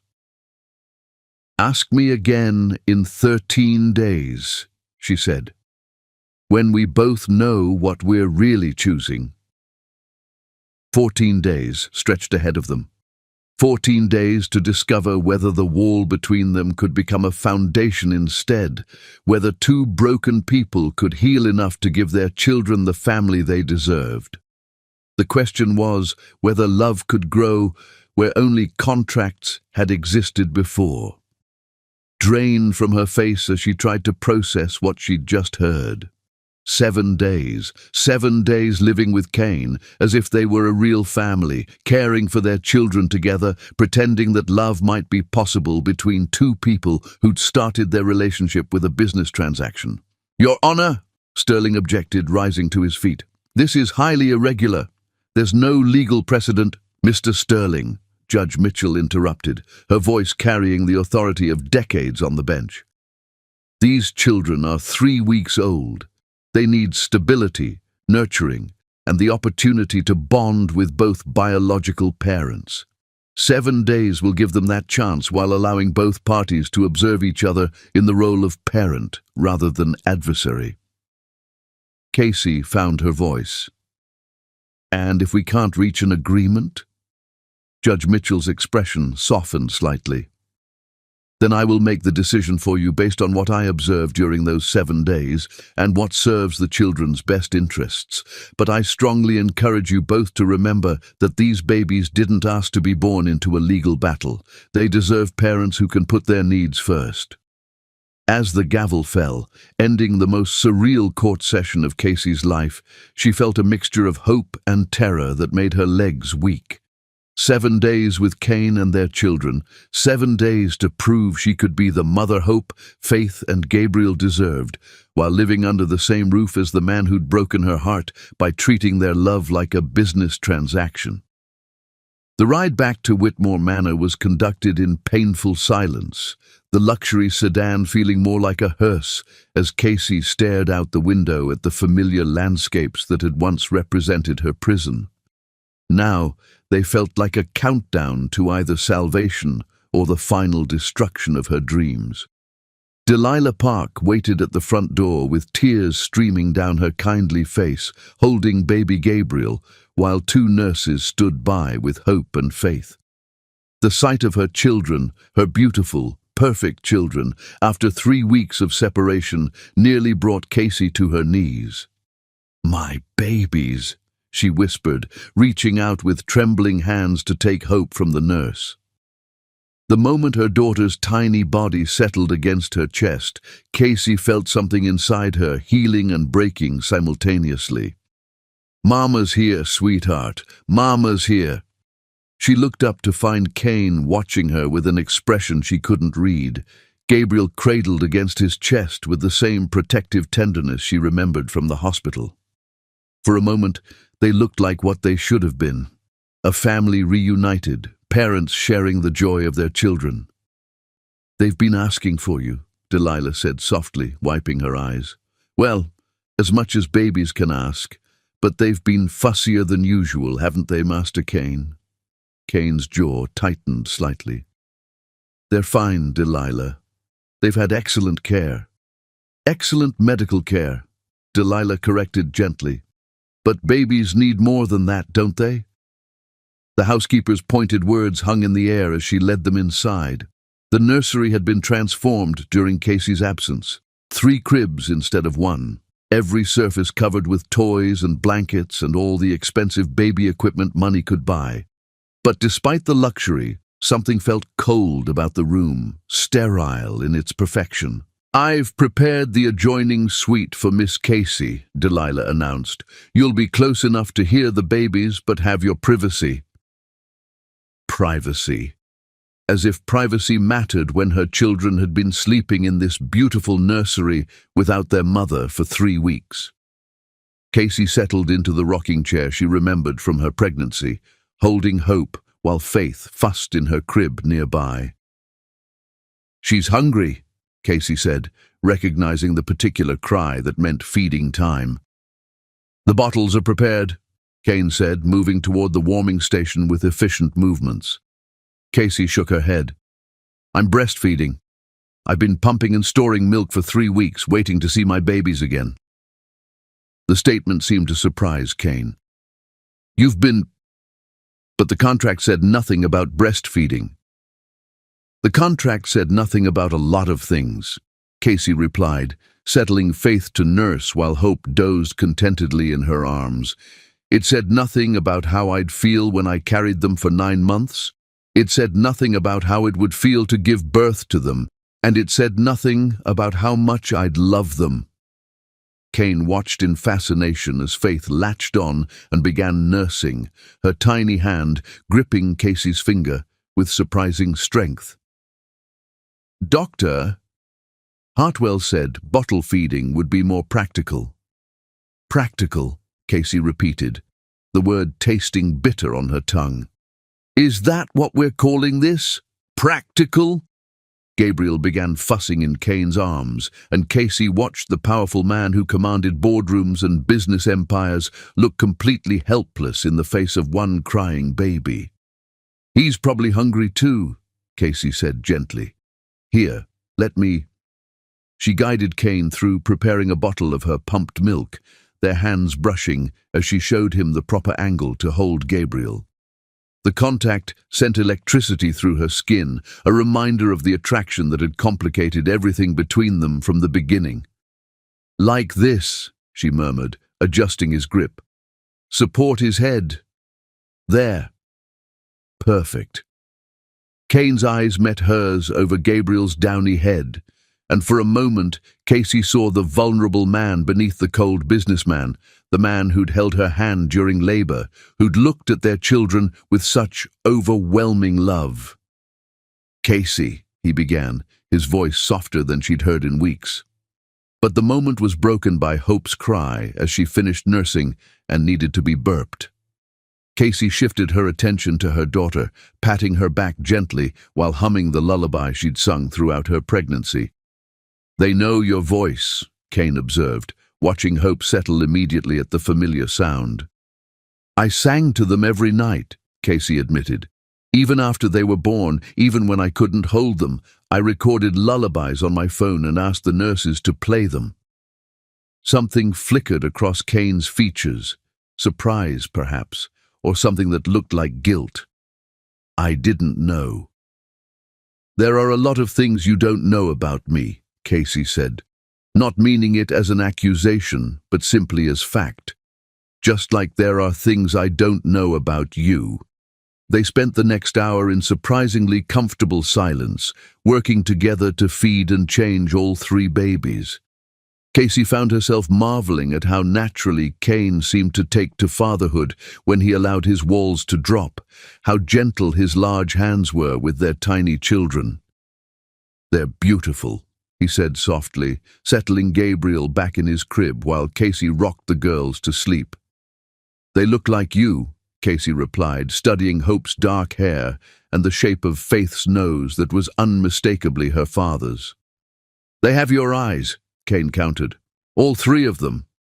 The nurses said babies' eyes often change color, but theirs have stayed the same warm brown since birth." The fact that he'd noticed such details surprised Casey. For 3 weeks, she'd imagined him treating their children with the same cold efficiency he'd shown her. But the man watching their babies sleep looked nothing like the calculating businessman who'd drawn up their contract. Kane, she said carefully, why did you really want children? Not the legacy answer you gave in court. The real reason. He was quiet for so long that Casey thought he wouldn't answer. Then, I grew up in this house. Big, beautiful, empty. My father was always working, always distant. My mother, she tried, but she was more interested in social functions than being a parent. I swore I'd be different if I ever had children. But you've been working constantly since they were born, Casey pointed out gently. I thought providing for them was enough, making sure they had everything I didn't have. Security, opportunity, freedom from financial worry. Kane's voice was barely above a whisper. I didn't realize that what I wanted most was what I never had. A real family. Casey's heart ached for the lonely little boy he must have been, rattling around in this beautiful mansion with parents too busy or self-absorbed to give him the love he craved. It's not too late, she said softly. They're only 3 weeks old. You can still be the father you wanted to have. Kane looked at her then, and Casey saw something in his eyes that made her breath catch. Hope, fear, and a longing so deep it made her chest tight with emotion. And you, he asked, could you be happy here? With them? With ... He didn't finish the sentence, but the unspoken word hung between them like a bridge neither was quite ready to cross. Casey looked around the nursery, at their 3 sleeping children, at the man who'd bought her services but might have accidentally purchased something far more precious. 7 days stretched ahead of them, 7 days to discover whether the wall between them could become a foundation instead. Ask me again in 6 days, she said, settling Faith in her crib and moving toward the door. When we both know what we're really choosing. As Casey walked to her suite, she felt the weight of Kane's gaze following her, and she wondered if 7 days would be enough time to bridge the gap between the business arrangement that had brought them together and the family they might become, if they were both brave enough to choose love over fear. Chapter 8. When Masks Fall Away.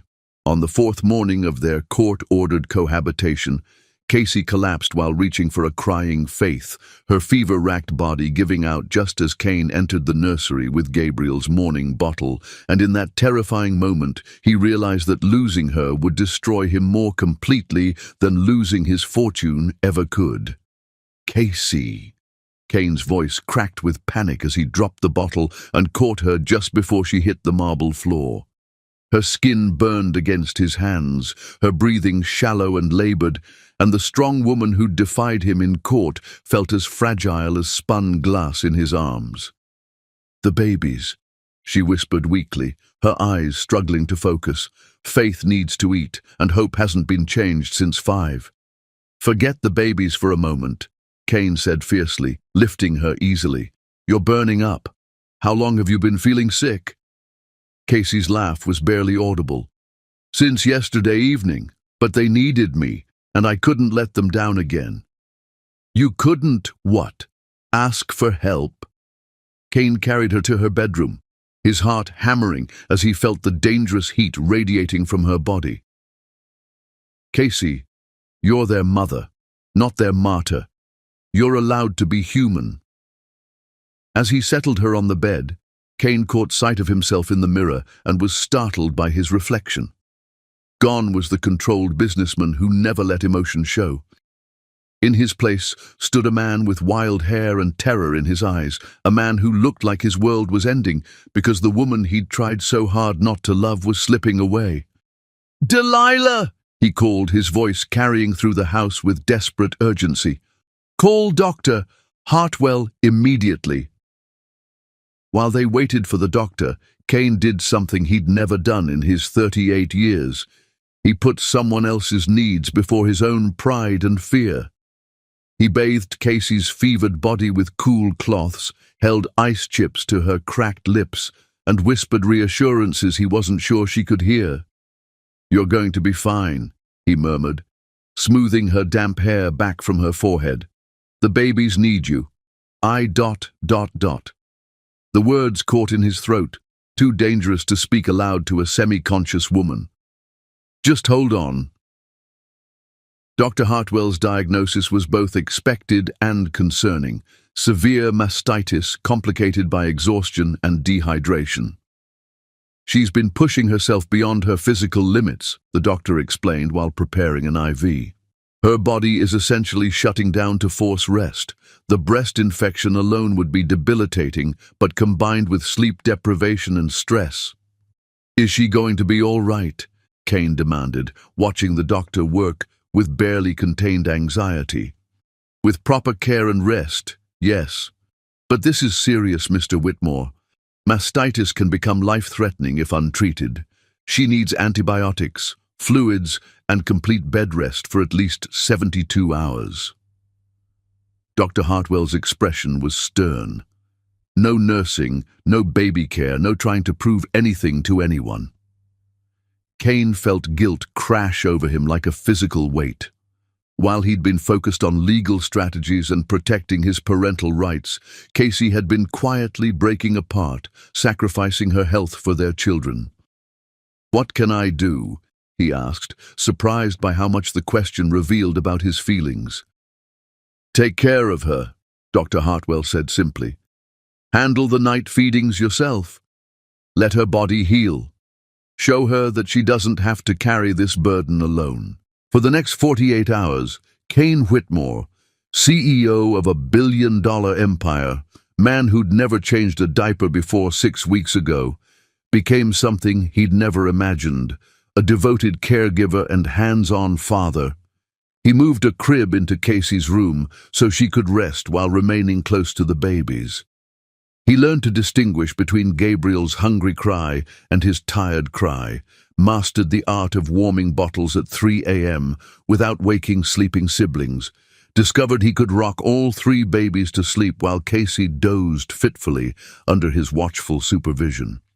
"You don't have to do this," Casey whispered on the second night, watching him pace the room with a fussy hope while Faith and Gabriel slept peacefully.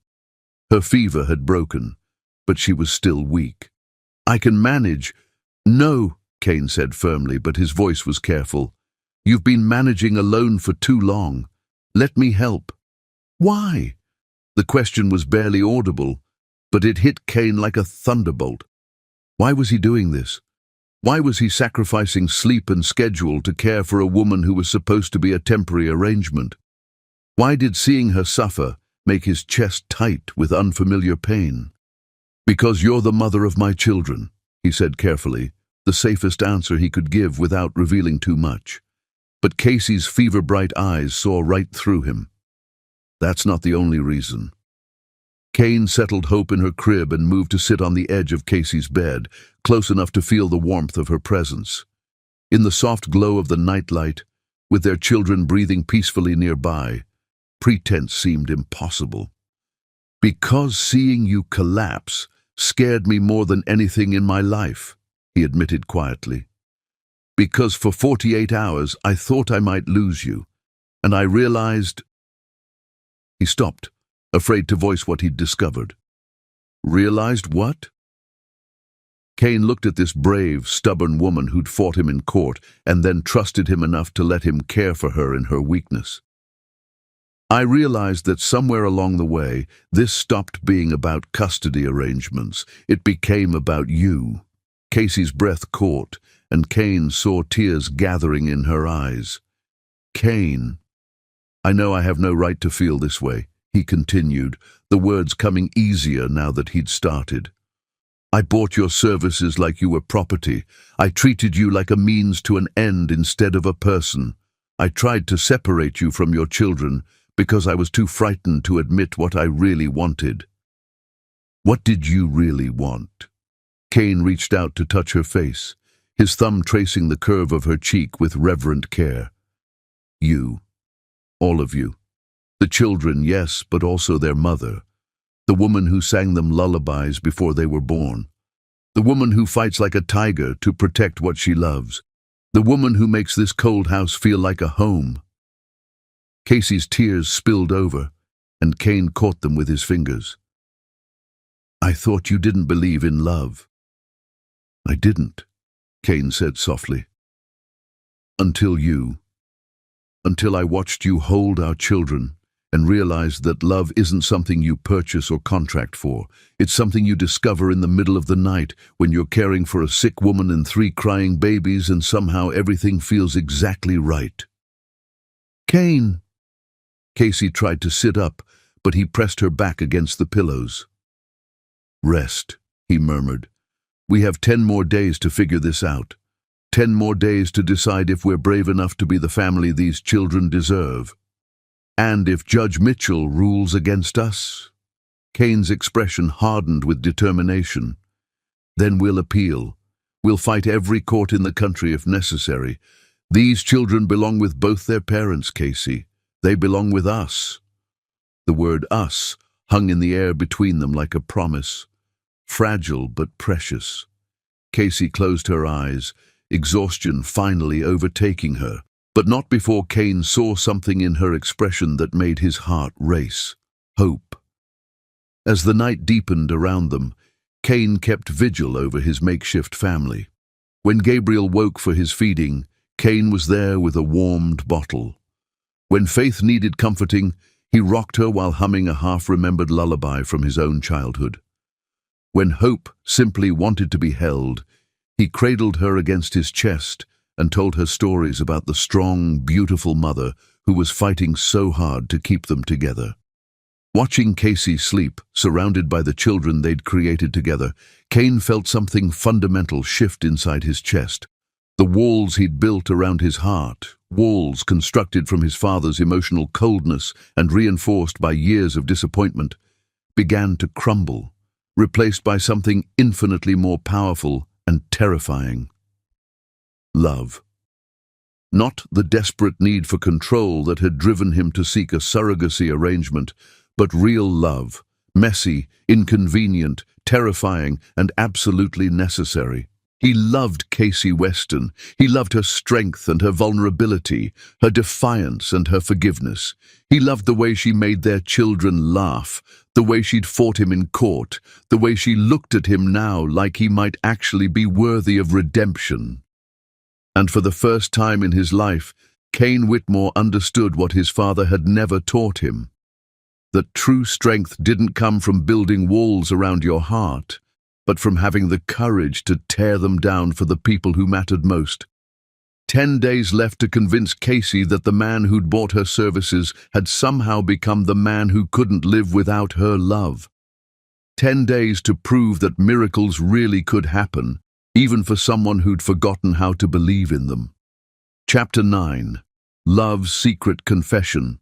On the final night before their court-mandated 7 days ended, Casey lay in the soft glow of the nursery's nightlight, pretending to sleep while her heart shattered and healed simultaneously as she listened to Cain Whitmore pour his soul out to their children in words he thought she'd never hear.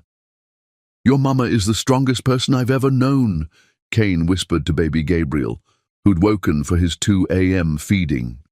Casey kept her breathing steady and her eyes closed, desperate to hear the words that might finally reveal the man behind the mask.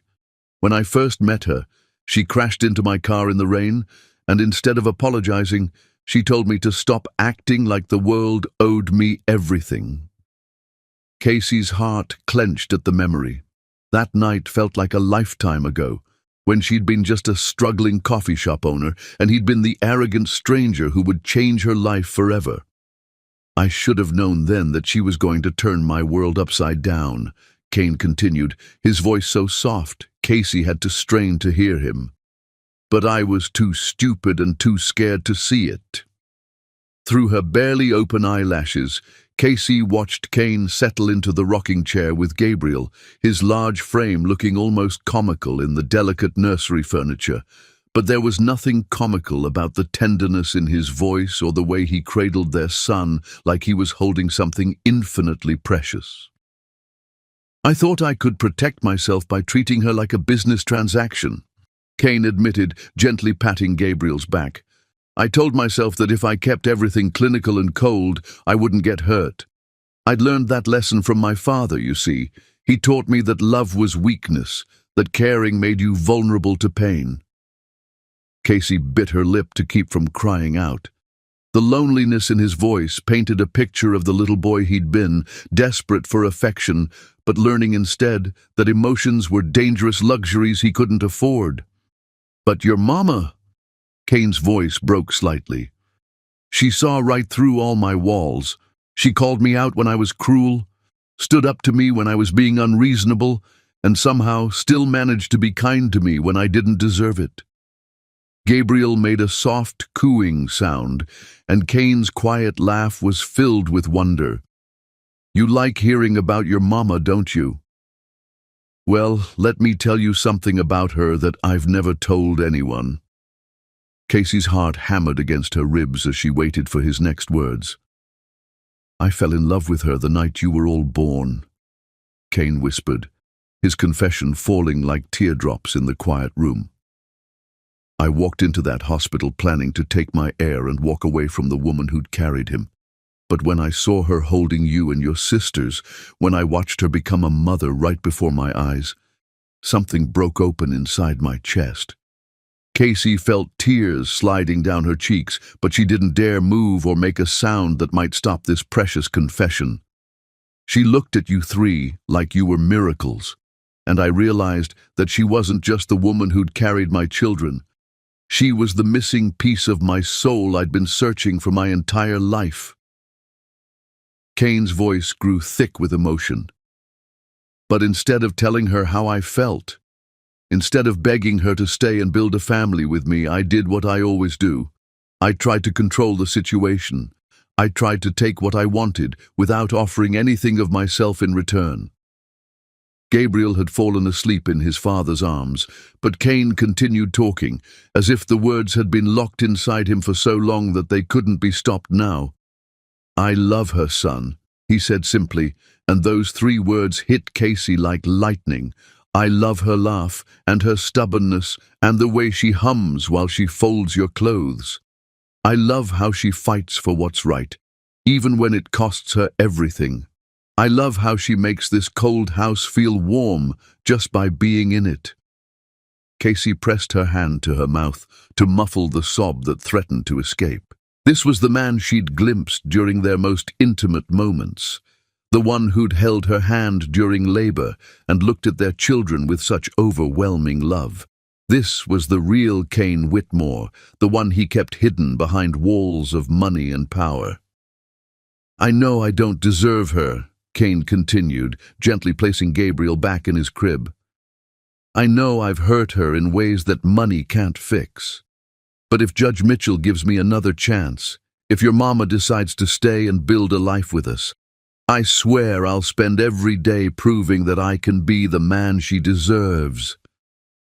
He moved to check on Faith and Hope, adjusting their blankets with the careful attention Casey had learned to love over the past week. Watching him care for their children with such gentle devotion made her heart ache with longing for the family they could become if they were both brave enough to choose love over fear. "I want to give you three everything," Kane whispered to his sleeping daughters. "Not just money and opportunities, but a real family, parents who love each other and love you, a home filled with laughter instead of silence. I want you to grow up knowing that love isn't weakness. It's the strongest force in the universe." Casey could barely breathe as she listened to this transformation of the man who'd once told her that love was a luxury he couldn't afford. 7 days of living as a family had changed them both, showing them glimpses of what they could build together if they stopped fighting each other and started fighting for their shared future. "The truth is," Kane said, settling into the chair beside Casey's bed, "I need your mama more than she needs me. She's already proven she can love you three with her whole heart, that she can sacrifice everything for your well-being. But me? I'm still learning how to be human again. She's teaching me little by little that it's safe to feel, safe to hope, safe to love." Casey felt her resolve crumbling like walls made of sand.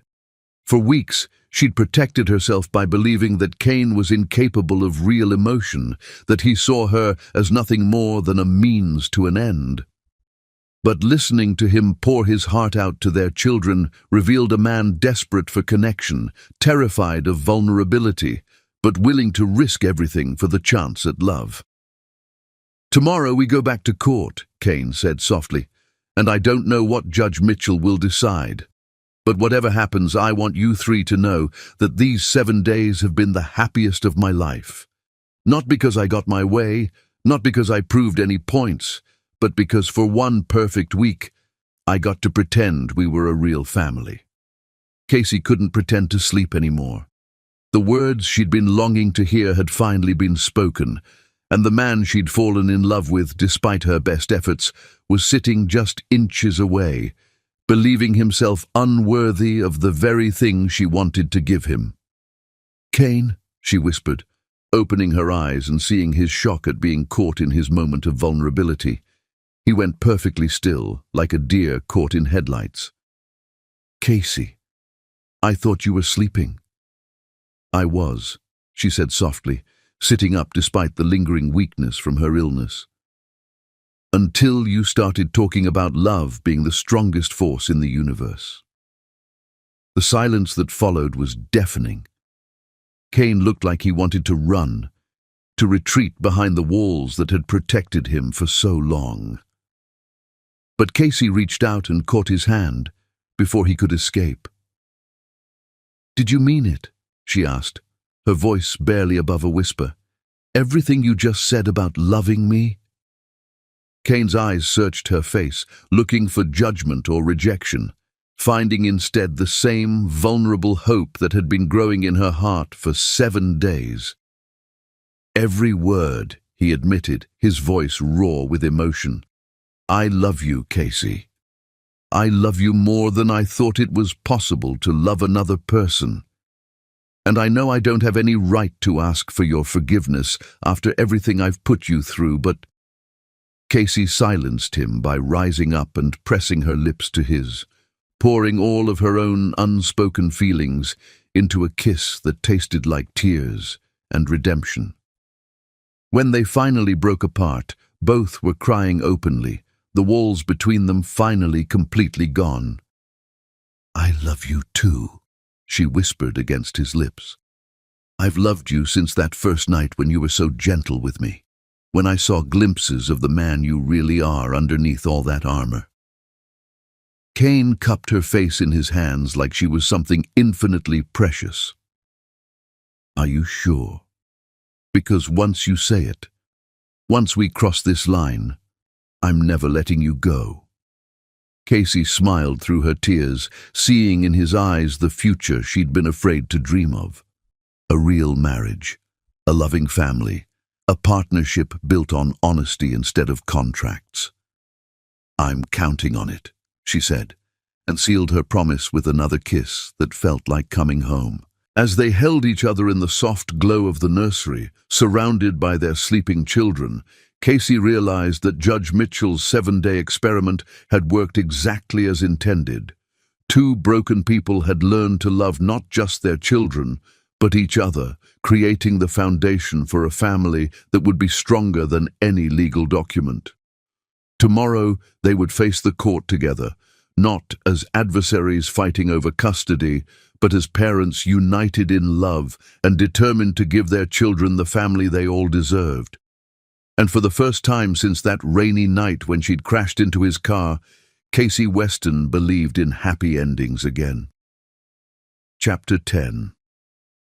3 Rings, Endless Love.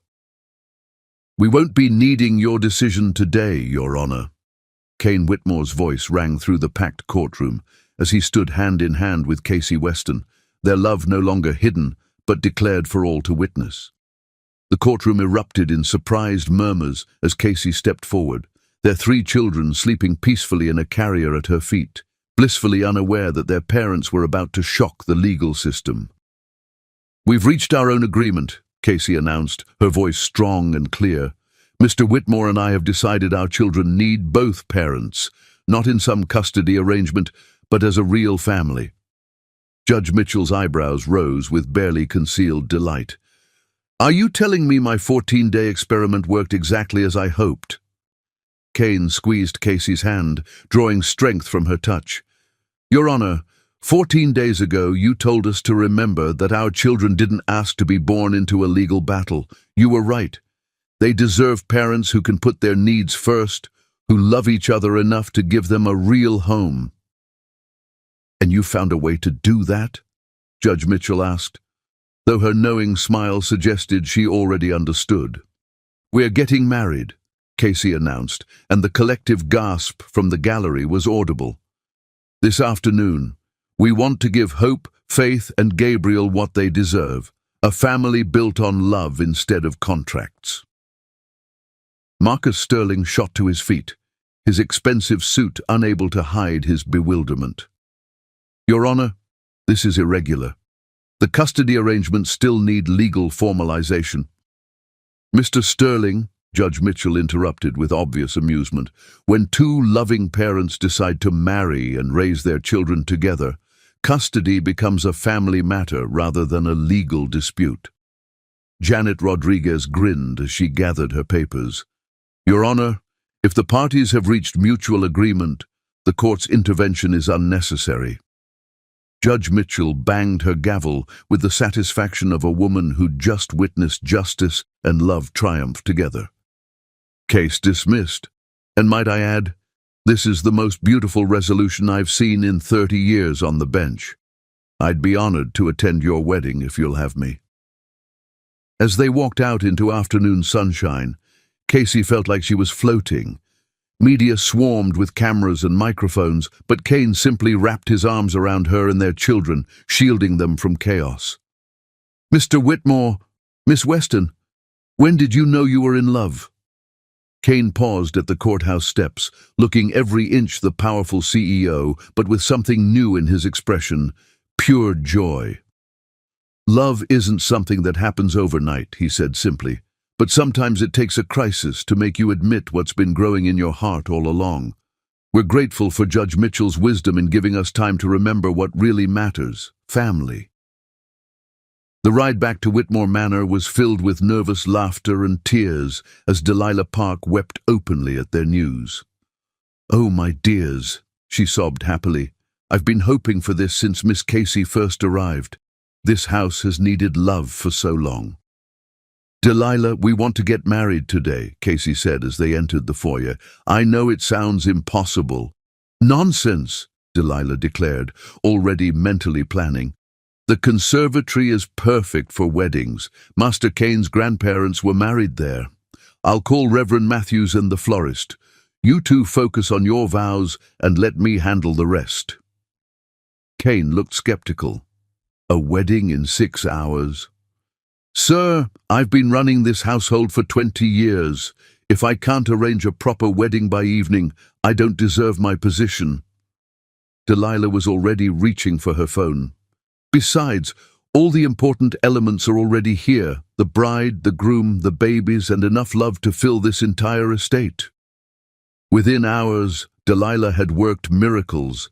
The conservatory's glass walls were draped with white silk and thousands of tiny lights, transforming the space into something ethereal.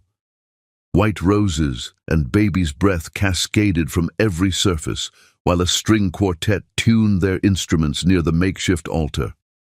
I can't believe you did all this, Casey marveled, watching the final preparations. Love deserves beautiful settings, Delilah said simply. Now let's get you ready. Upstairs, Sage Barrett had arrived breathless from the city, clutching a garment bag. I brought options, she announced, but when Kane told me about his grandmother's dress, the ivory silk and vintage lace gown hung from Casey's armoire like a fairy tale made real. As Sage fastened the pearl buttons up Casey's back, Casey studied her reflection in wonder. I look like I belong here, she said softly. You look like a woman who's found her place in the world, Sage corrected, tears in her eyes. Honey, 6 months ago you were broken-hearted over a coffee shop. Now you're marrying the man of your dreams and becoming mother to 3 beautiful children. Casey touched the simple tiara that had belonged to Kane's grandmother. I never imagined love could feel like this, so complete, so right. The ceremony itself was intimate perfection.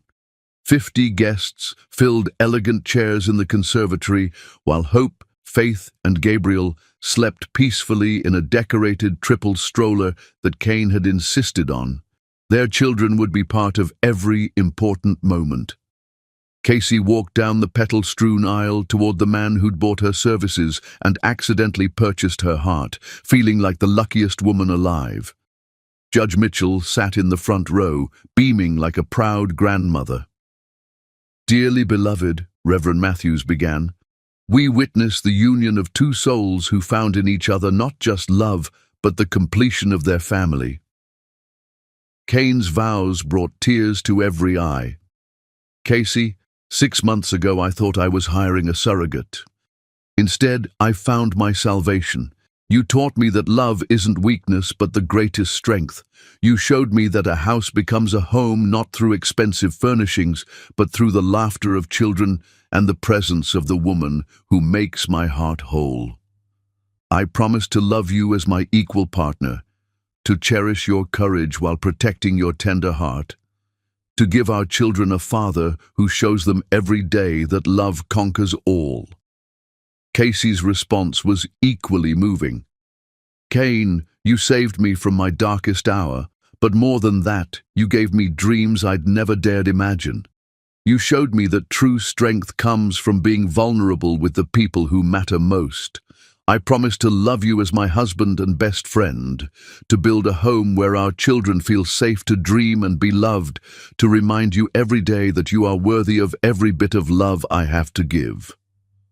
The ring exchange included tiny symbolic bands for each baby, promises that this family would always be united. "I pronounce you husband and wife, and these beautiful children officially part of the Whitmore family," Reverend Matthews declared joyfully. "Kane, you may kiss your bride."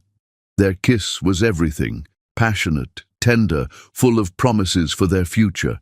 As applause erupted, Hope, Faith, and Gabriel woke crying simultaneously, as if celebrating with their parents. "Perfect timing," Casey laughed, moving to comfort her daughters while Kane lifted Gabriel. "Welcome to married life," Kane grinned, his smile brighter than the setting sun streaming through the glass ceiling.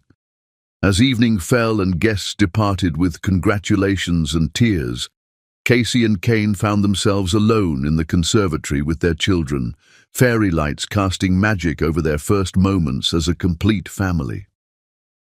"Any regrets?" Kane asked, pulling Casey close while they watched their babies sleep.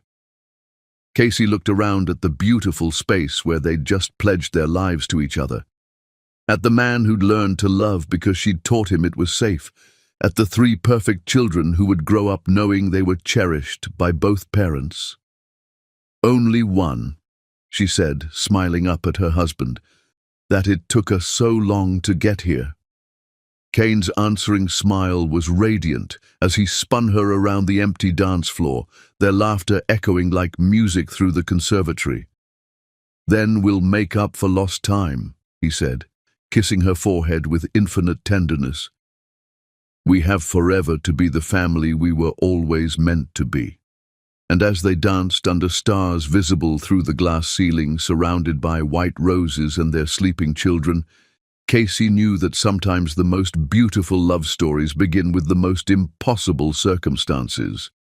She'd entered Kane Whitmore's world as a desperate woman selling her services to survive.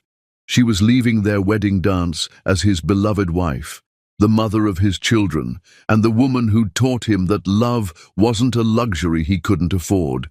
It was the necessity that made everything else possible. Their fairy tale was just beginning, built on a foundation strong enough to last forever.